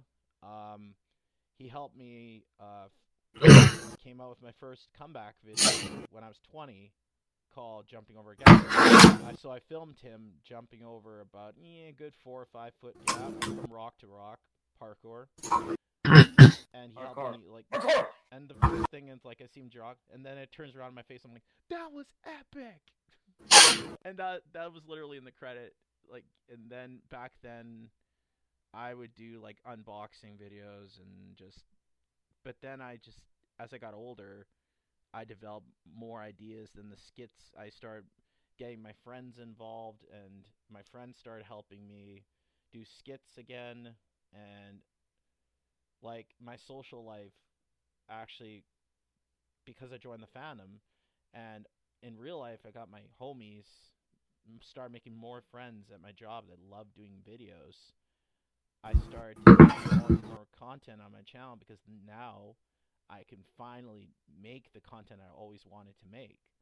And I have the confidence to put stuff out there, and then I have a fan base that likes it. And it's just like, and I do get haters every now and then, but I'm like, I'll just prove them wrong. All my life is like, people tell me, oh, John, you can't do this. Oh, you'll never lead a group. Oh, you can never do it. I'm like, this is when I'm like, instead of getting mad, guess what I say? Watch me prove you wrong. Hold my maple syrup. All my life I've said that, and I've proved every single one of those people that doubt me wrong. I've worked my ass off to make content. I've worked my ass off to do anything in life. Because I realize with hard work and a lot of hard determination, you can make your dreams come true. But it takes a lot of hard work to be a filmmaker. It takes a lot of hard work to be a musician. It takes a lot of hard work to even be a gamer. Because it's just, you got to have that drive. If you don't have that drive, you're going to crash and burn, and you're not going to get far. But here's the thing. Don't give up. Seriously, don't give up. And if you need a break from making videos, sometimes it's good, because then you can just build your drive up again and recharge. Yeah. You are your own boss. Go on your own vacation. Exactly. And look at Jeff here. He takes his time with this animation, and here's a prime example. Minty and Jeff take their times. Because when it comes to videos, that's another thing. Never rush a project, because a true artist does not rush the project. Because if a big project comes out and you take your time on it, the payoff will be perfect once it's out. Yeah, and to quote that old man from freaking Toy Story 2, freaking, you can't rush. Exactly. You can't rush art. You can't rush art. It's true. You cannot rush art. Exactly. And now, in the future, now here's the next question. Every single one of you, you know, we're all getting older, right? Against what? We're all getting older, and what do you guys plan to do with your channels in the future? Every single one of you in here. I'll go last.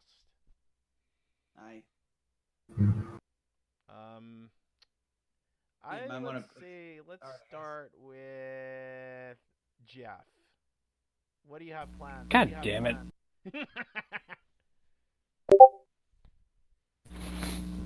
Well, damn, that's a good question. I don't know how to answer it.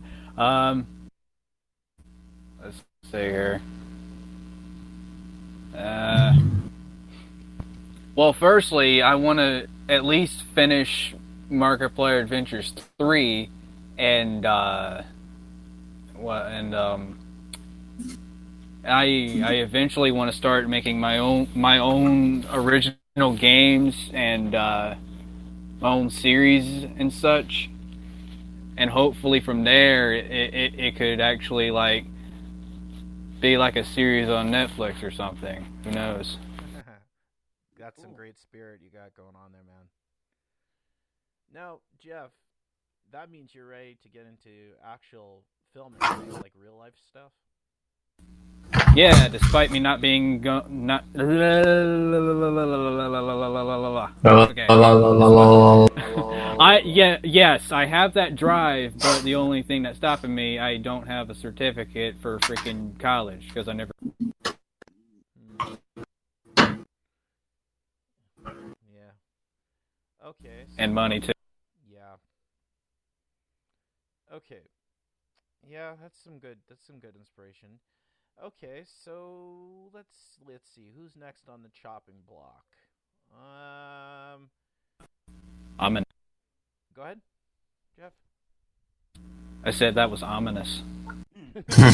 Who's next on the chopping blocks? Oh yeah, let's go with Minty. So basically, one of my plans, if I don't have the energy anymore, pony animations, because those projects take a lot of work. And I wanted them to be worth it at the end. I think what I'm going to do is talk a bit about VFX, because there's a lot of interesting stuff that I can talk about in the industry of VFX. Just my experience working on movies, things that you can notice if you look at the way movies are shot. Talk about old school VFX, or even effects that were done optically. Just show a bit how creative some filmmakers were to pull off some effects. Just talk about filmmaking a bit, because one of the things that kind of got me interested in doing pony animations is the fact that I can try to push a cinematic feel to them. It's basically like mini movies. I don't have to worry too much about the characters because people already know them, so I don't have to. You look at them and you have a feel of what to expect out of it. It's basically what I was looking for. I was thinking maybe I could try to explore other franchises, but then I realized I don't care about anything else. So, some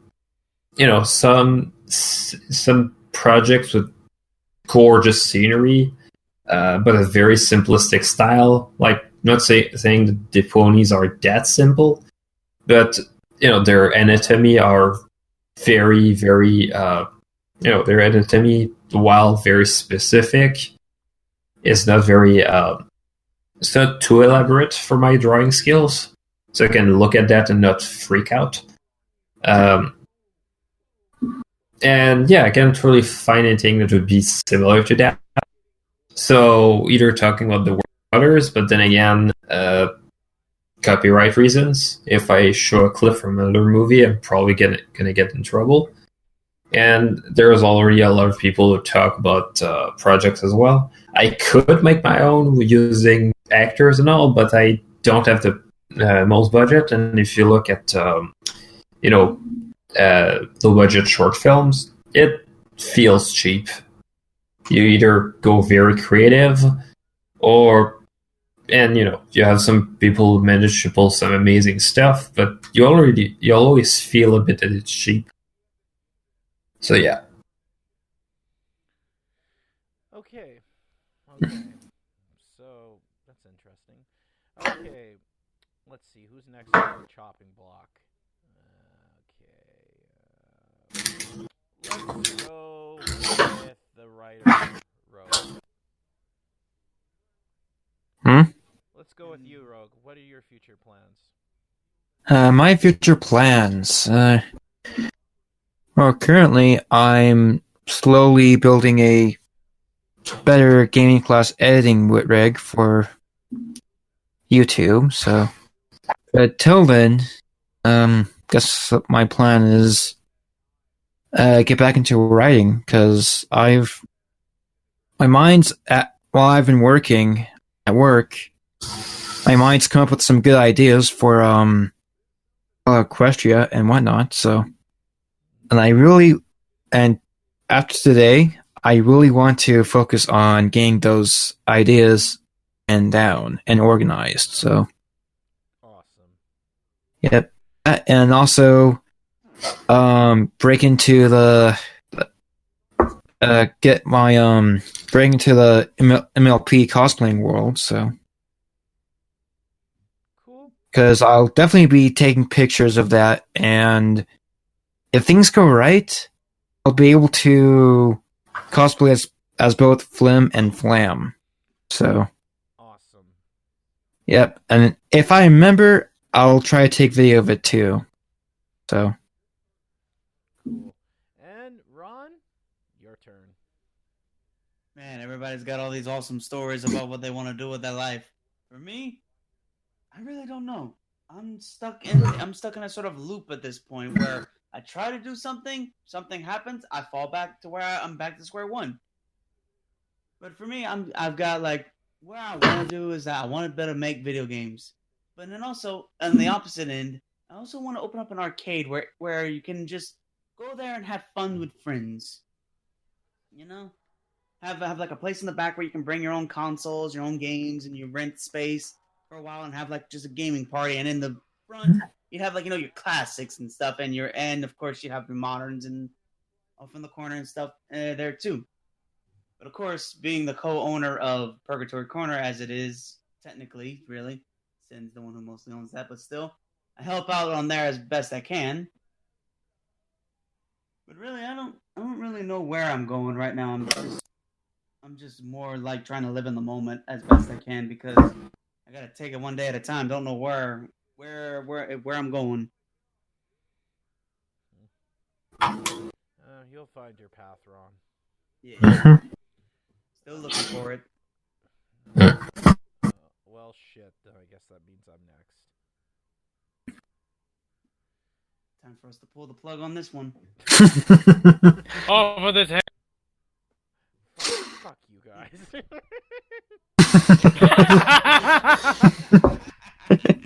Fucking assholes. well, you know us. Well, you're lovable assholes, but Well, you're assholes. Mm. yep, you guys are my assholes. Well, Minty's the only exception, but Yeah. but I'm just kidding. I'm just kidding. Oh, you have to have two butt cheeks. And then the asshole. What would happen if you had 3 butt cheeks? Consult your doctor about it. You might have to check that out.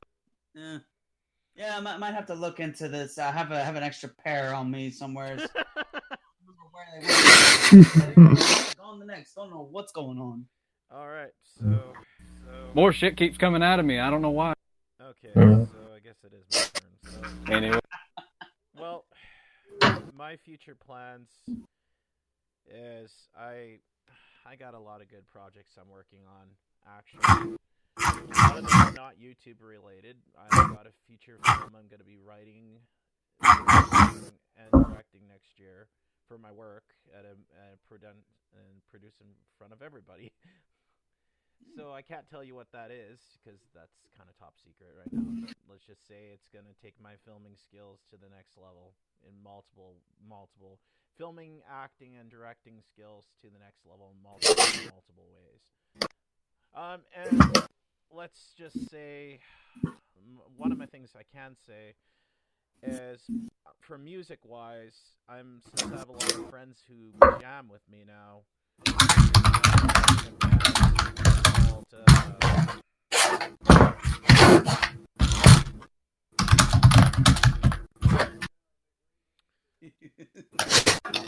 God damn it. Every time. I'm just kidding.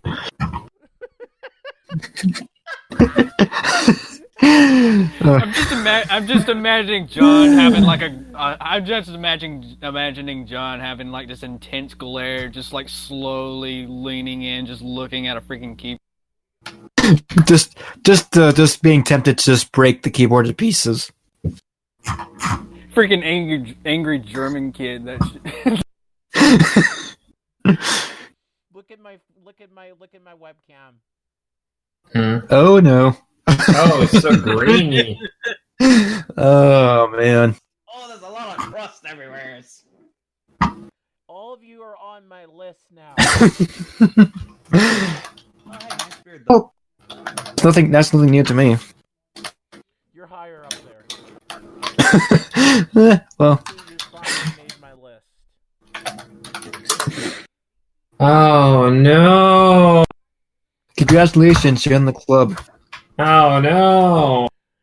So basically, anyways, as I was saying, okay, I'm not actually mad. That was actually quite funny, but it's more like it's just like as I was saying, like for my band Silverwing Militia, I am literally gonna focus really hard on that because I want to get the group together, and one of my buddy records in a studio with his drums and stuff like that. So I'm planning to get together and working on that.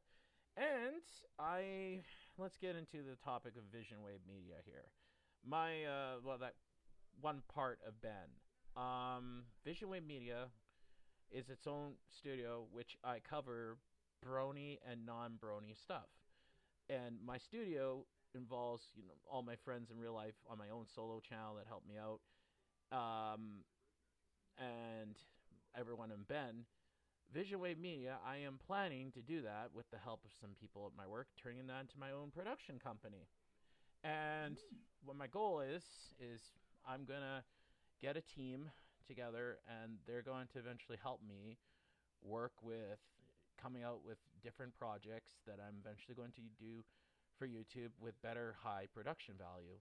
And what we're going to do is we're going to create short films and movies and stuff like that, and music, and all for the act of fun, and just have a good time doing it. So basically, what I want to do is I try and get some people together to either voice act, to basically hone their skills, craft their skills, and help them, get out there and get out to do what they want to do. Um, it's going to be a non-profit group, of course. What I want to do is I want to help people craft their skills and hone them, because I enjoy helping people and I enjoy giving people advice.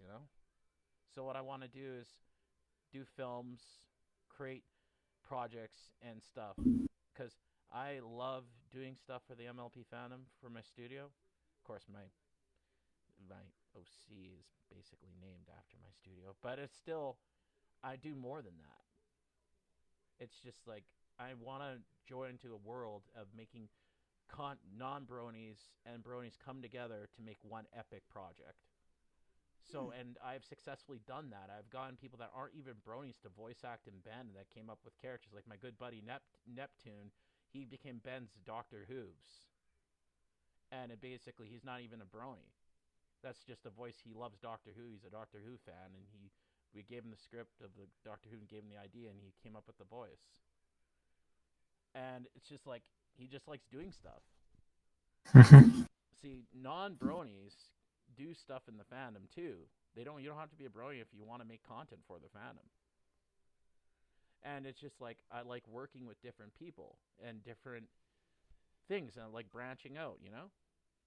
That's what Ben was going to be, like a brony group, but in the future goal, I wanted it to become like a gaming group. I wanted us to do different things, down the line. But you know what? That is always going to stay the way Ben is. But Vision Wave Media, I'm planning to, down the line, get this, I am planning to turn that into my own production group. And I have a friend in real life who develops websites. So I'm going to, for my band, Silverwing Militia, I'm going to develop our own website for our stuff. And I'm serious about this. I'm going to work really hard on these type of things. But as for YouTube and as for doing stuff with my friends and my fandoms and everything else, I'm never giving up on that. I just want to branch out and work in the future, and hopefully, because I'm 30 now, guys, and I want to start taking, like, where do you see yourself in the next 5 years, right? I just want to hone my craft and get out there and just do stuff. And now I'm getting more voice acting gigs because people like my Discord impression, and I'm getting people getting me to do stuff. And it's just like, and when I'm not voice acting, I'm making music, I'm singing, I'm producing music. And every time I come up with the flow, my other musician friends are just, I can make up a song just like in 1 second flat, like that. And it's just like, I have a song, I have all the lyrics, and then it's just like, and I always put a lot of heart into my music and my emotions and my films. I always make sure the acting's good. I make sure it's a great telling story, and I always make sure there's a twist. Ooh, ominous. Because this guy right here is changing everything. Who you pointing to?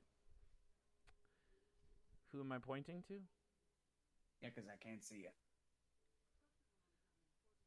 I am saying every single one of you guys down the line, we all want to do stuff. We all want, in this group, True. we all want to we want to all evolve. We all want to do the projects we love to do, but we also want to do in our own style, our own way.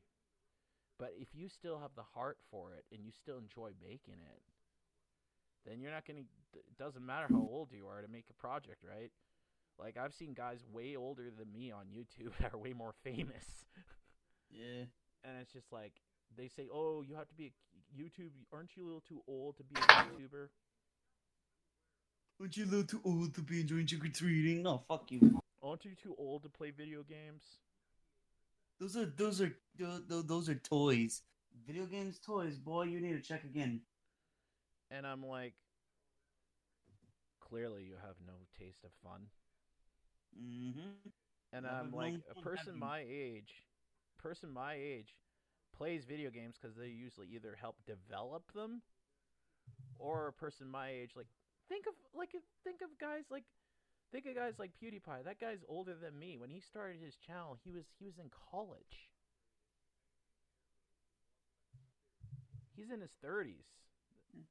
Usually, people who play video games, it's usually like you said, it's about to sharpen their minds and quicken their reflexes, or it's because from as a kid they've been playing them and they've just enjoyed it that much. You know, I could tell someone's a gamer or a guitar player.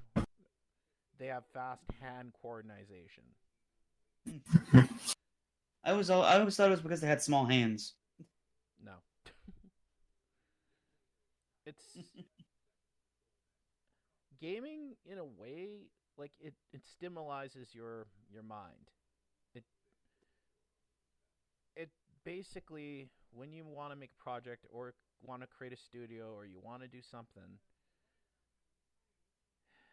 it's just like, but then people are gonna be like, John, you're already the leader of Ben. John, wouldn't that stress you out creating your own studio and company and everything like that? Because then you have to worry about freaking all the hard nitty gritty stuff. And I'm like, I'm 30.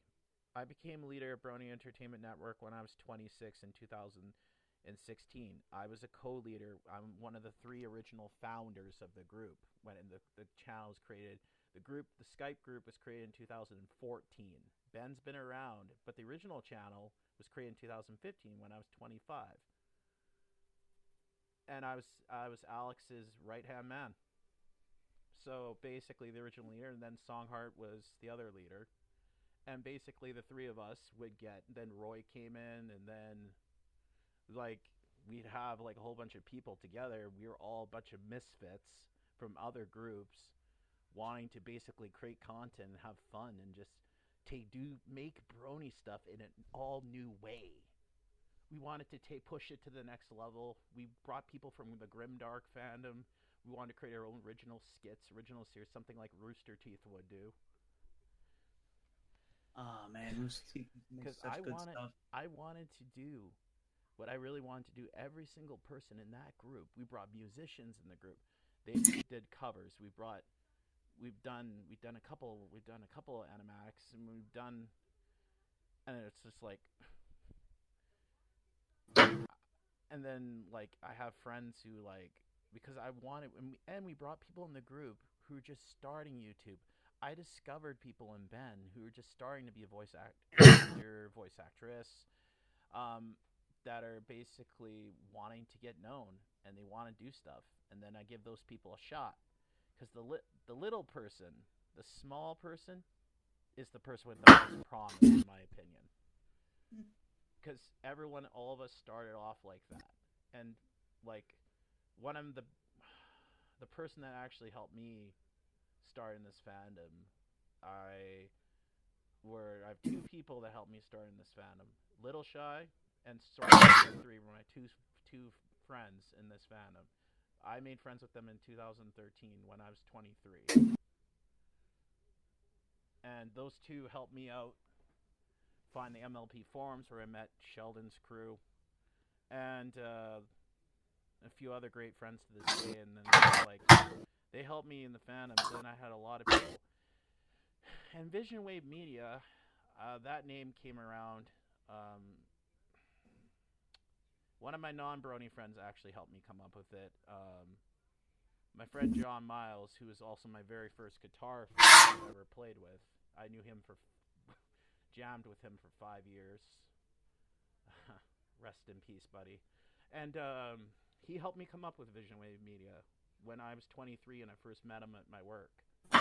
And it's just like, we bonded instantly, and I told him what I loved to do, and he was one of the first non-bronies to accept me when I told him about my secret about being a brony.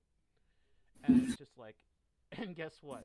Somebody at work found my channel, and they knew what bronies were, and they said it out loud, and I thought, oh great, now I'm humiliated.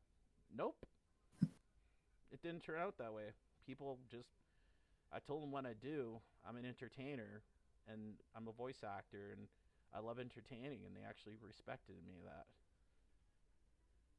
And it's just like, then I inspired 5 people at my channel to become YouTubers, and they did really well. So, and then when I produced this one song a long time ago, Starfall Part 1, I got a comment back when YouTube used to have the private things by another person saying, your song saved my life. I had a person who was extremely depressed, and they comment that because my music is kind of like soft, relaxing type uplifting vibes when I do, and it's more like, to get a comment like that was I had a tear run down my eye because that was the most heartwarming comment I've ever got in my entire life. If I can help people, that's why I do that. And it's more like, I don't give a shit about the money, but if I get comments like that, that's my payment. If I make people happy, that's why I take great pride in being a workaholic, because I try my best to help people. I try my best to make people happy when they feel like crap. I try to be real with people on my channel, and not everyone will like that, because then they'll see different sides of you. But it's just like, if I'm not feeling in a good mood, then it's just like, you make mistakes when you're not in a good mood, and you screw up. And as a YouTuber since 2009, I've done a lot of that. I have several videos that I deleted off my YouTube channel because there's this one I regret making. Back when the SOPA and PEPA bill was going around, remember the copyright bill they created that was going to destroy the internet itself? This was like 2012. I was 22. I was so outraged by it that I did a reaction video explaining how mad I was. And I meant good, but I didn't think it through, and I was just too mad. I swore at everything, and I gave the camera a double middle finger at the end. Little did I know, my video was sawed by another one of my family members. And this video was sitting on my channel for like about a month, right? Because no one really knew me back then, and it was linked to my parents. Oof. That night, I thought I was going to be disowned. I felt terrible. I've never felt. I deleted the video instantly, and I've felt so bad. I've never seen my dad that angry at me in my entire life. I basically humiliated my family. I deleted that video, and I learned from my mistakes to be more professional, to not let your anger take control of you. And that one video, it did. And my brother was the one who gave me advice on how to become a better YouTuber. He's also a founder of Vision Wave Media, my brother, obviously, because he helped me create my YouTube channel in 2009. My brother David helped me become a YouTuber, and I respect him for that. My brother David taught me how to play video games. He's like my best friend. And he helped me film a couple videos for my channel. But it's more like, you see, family is the one thing that family and friends are the two most important things to me in my life. Young me did a lot of mistakes. But as I got older, I learned from them and I became a better person. So it's more like sometimes with age you get wisdom and you become better as you get older. Your content actually gets better when you get older. So Fine wine. that's why you gotta respect the OG YouTubers. Not all of them you're gonna like them, but you gotta see they come from. They're just like you. They have had rough times when they were kids, or maybe they had a hard time. Maybe when they became a YouTuber, that's why their lives changed. Every YouTuber starts out as a small one. Yeah, and their life is tough. It really is. And all of a sudden, thousands of people notice them. They spread it around to other thousands of people. Mm-hmm. Next thing you know, you're billions of people watching you daily, wanting to see what you'll do next. Some people are lucky and they grow really quick. They grow big, but some people take forever.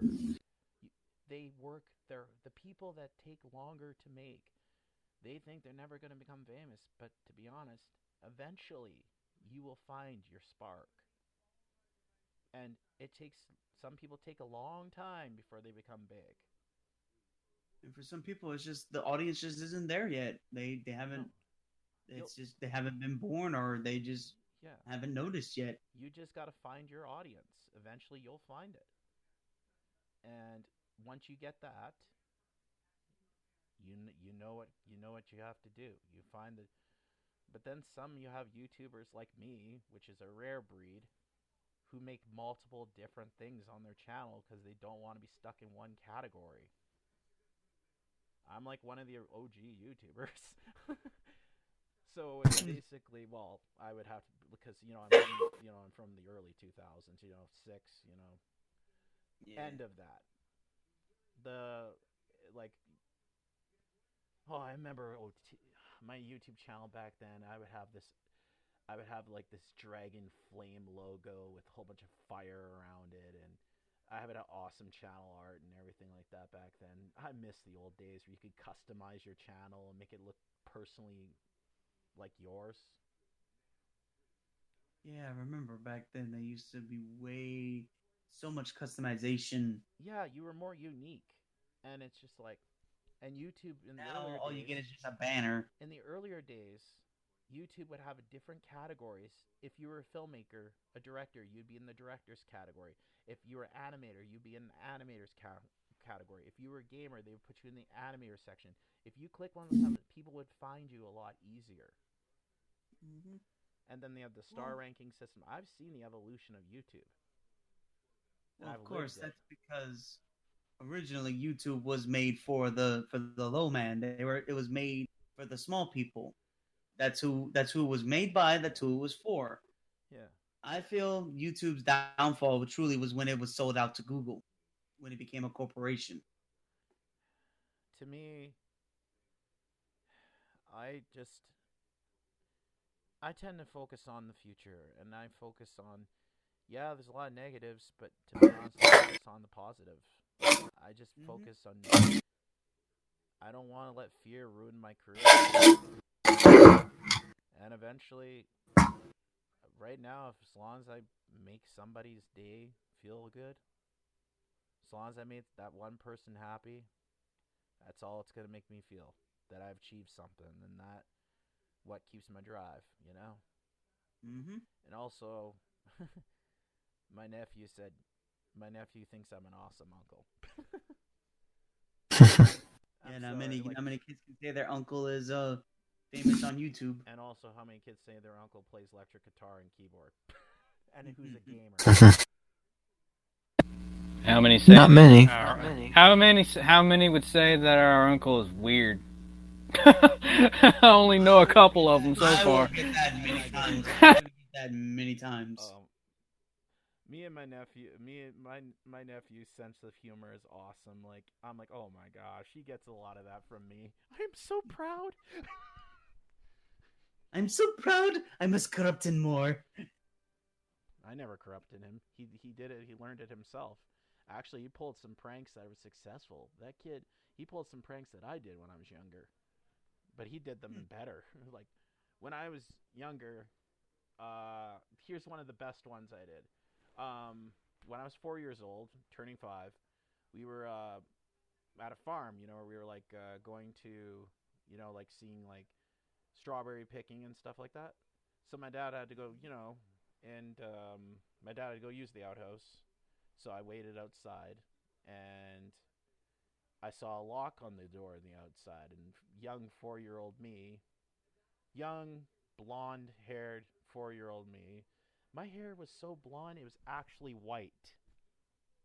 Dang. So young me was just thinking, had an evil looking little smile, and I'm like, oh, I'm gonna get him. So, and then I just locked the door, and I just was quiet. He's like, John, let me out of here. I'm like, when I was 2 years old, I could talk like the doctors say. I could had more speech than the average 2-year-old could. I could speak full sentences when I was 2, and my brother could do the same too back when he was 2. So I was very intelligent.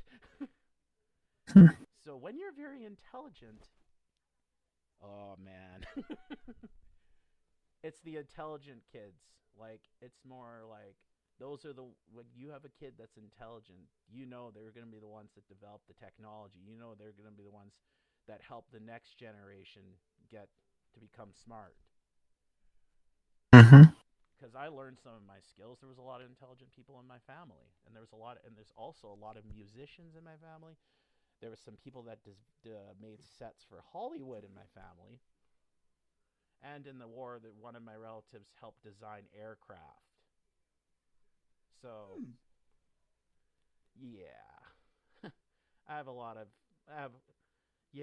interesting background in my family. But my Scottish, my Finnish, and see, I'm in my blood range. I'm Scottish, half Finnish, and I have a bit of Turkish in me.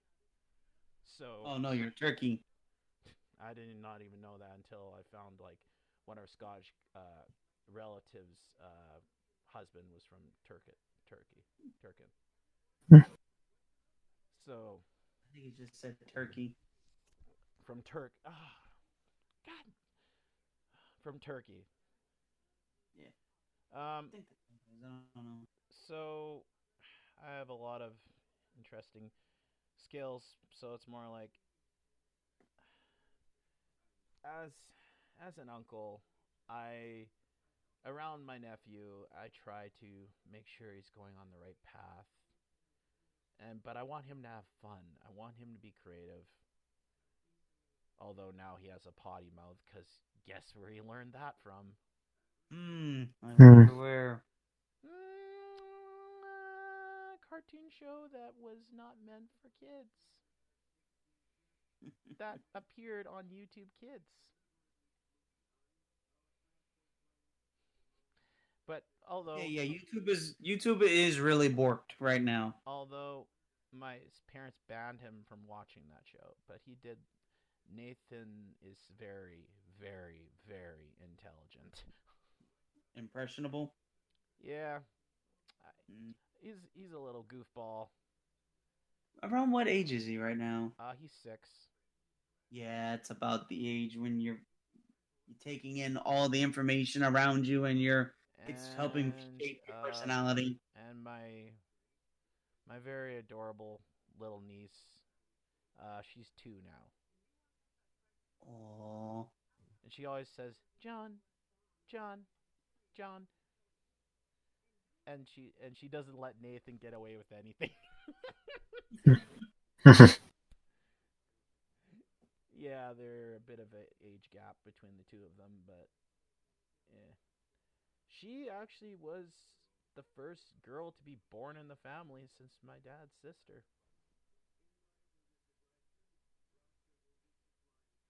So, yeah. Oh my goodness. Oh my goodness. I had the whole. I'm gonna bite my goddamn tongue. But you know what? Those two are in the next generation of our family, and they're probably gonna do a lot of great things. Mm-hmm. Mm-hmm. So, Their generation, I think it's called Gen Z, right? yeah, because Nathan was born in 2013, and Brianna was born in 2017. So anytime in like the early 2000s would be Gen Z, or would they still be considered millennial?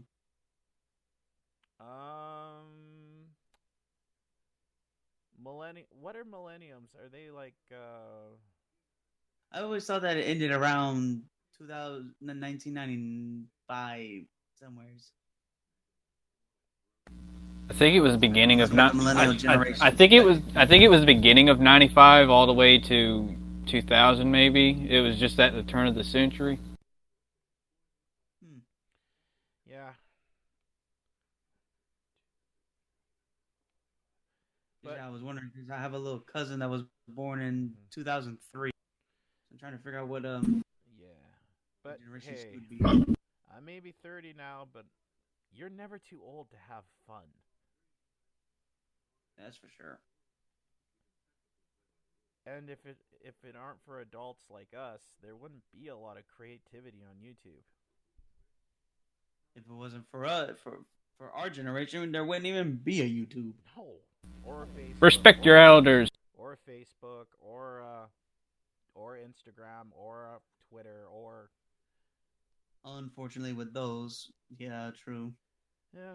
But the thing is, okay, I like Twitter and all, but I mean, yeah, I get the appeal too, I but don't mind Twitter and all and Facebook, but Instagram, I really like Instagram because I like just like posting photos and stuff and short little clips of what I'm working on, like behind the scenes stuff.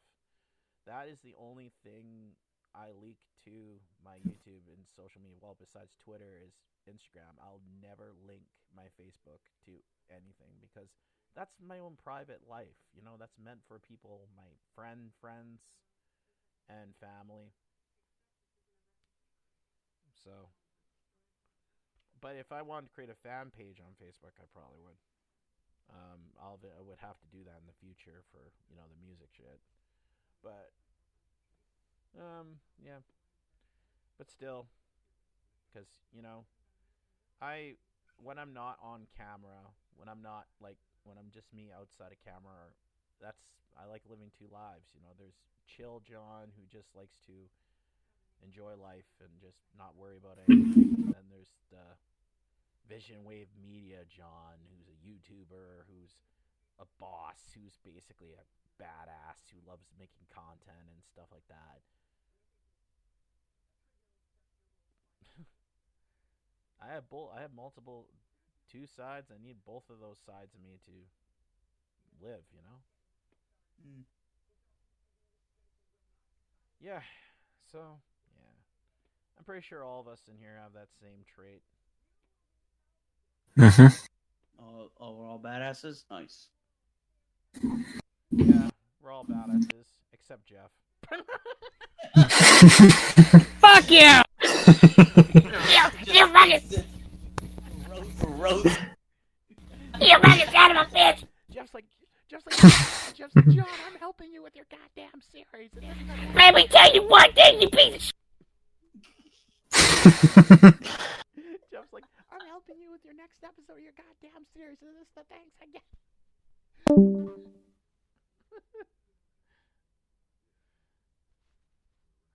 But Jeff, I'm just kidding, buddy. You're a great dude, man. I'm just. I know. Oh, I guess Minty Red had to bounce. Yay. Yeah. Something about a massive headache.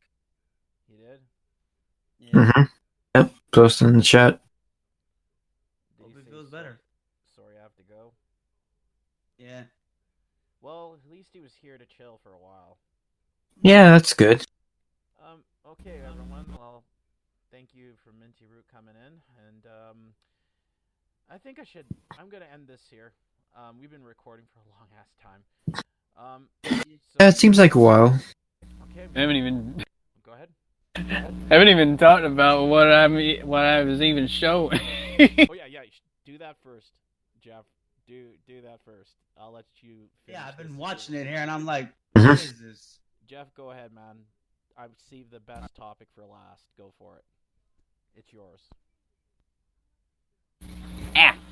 Okay, wait a minute. So I'm talking about it or showing it? You're Both. showing it right now. We're watching it. Always watch. I'm Always watching.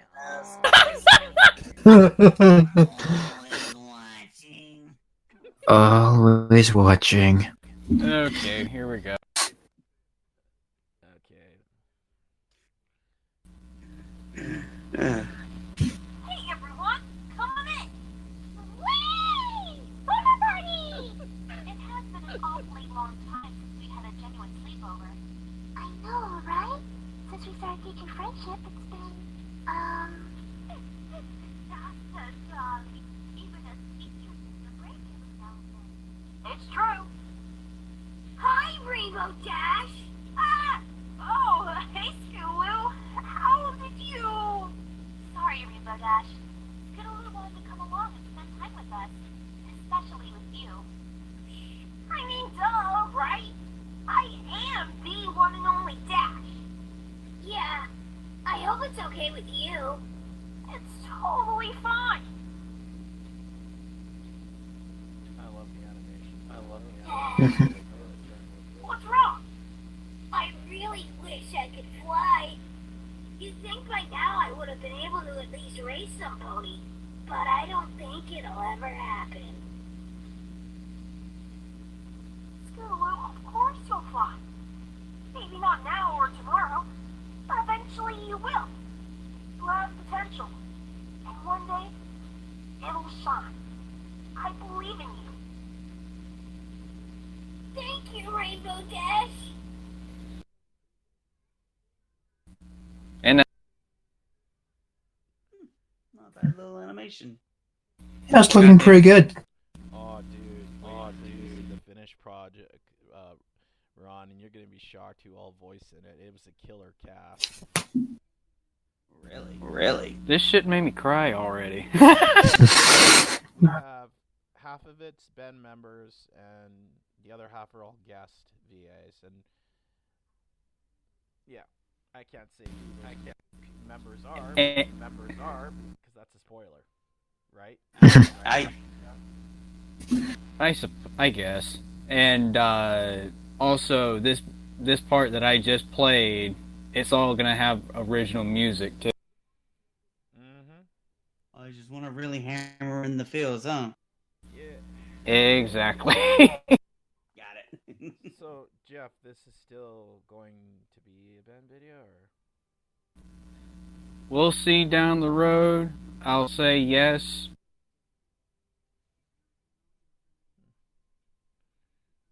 Either way, people, this video is going to be badass. Trust me. There's a lot of stuff he's shown me that I cannot say in the recording or show in the recording. So, but be grateful you guys got a little bit of a taste, or Cartman will get mad at you. If somebody spreads a leak, I swear. Oh dear. Just gotta keep checking the bottom of them boats, I guess. And for everyone wondering, this will be Jeff. If you want to tell him this will be your final pony animation. Yep. It is legit gonna be my last pony animation. I mean, I would still do pony art for sure, but just no animation. And you'd still voice act for the fandom and shit. Yeah. Oh, okay, that's cool. Hey, at least you're going out with a bang. Oh yeah, and it shows. definitely with this one. Hell yeah. And don't forget the artwork we saw from Minty's project too. Oh, yeah, I was watching that as well, and I'm like, whoa. Yeah, so That was My Little Pony, the movie quality stuff. yeah. So I guess Jeff, did you show what you wanted to show? Basically. Okay, well, does anyone else have any last things they want to say before I end it? Not that I can think of. Grove, do you have anything you want to Not that I can think of for this hour. Okay then. Well, okay then. It's time to say the outro then. And I swear to God, Ron, if you interrupt me while I'm doing the outro, I swear.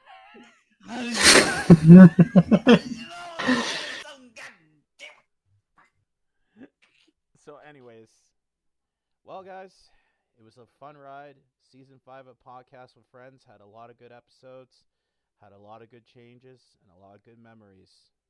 The show's been going on for 5 seasons, and it's time for another season to say goodbye. And will there be a season 6? Who knows? You never know what next year will bring, 2020 will bring. I am not done making videos, or I'll never give up. I'm still going to make content for YouTube. As for the rest of 2019, I still got a couple more videos left coming out for my own channel. And then on Ben, we probably got a couple more. So, yeah. So, guys, Christmas will be coming up soon. Hope you guys have a good time with that. And a Happy New Year. If I don't see ya, this was Rogue, Ron, Jeff, and Minty Root. Hope I'll link all their channels and their social medias in the description of this video when it comes out. And, yeah, until then, this is Jonathan Lean, and this was Podcast with Friends. Until then, we will see you in the next Podcast with Friends. Bye-bye. Never let him forget. Never let him forget. Damn it, Ron. Every time, Ron, like clockwork.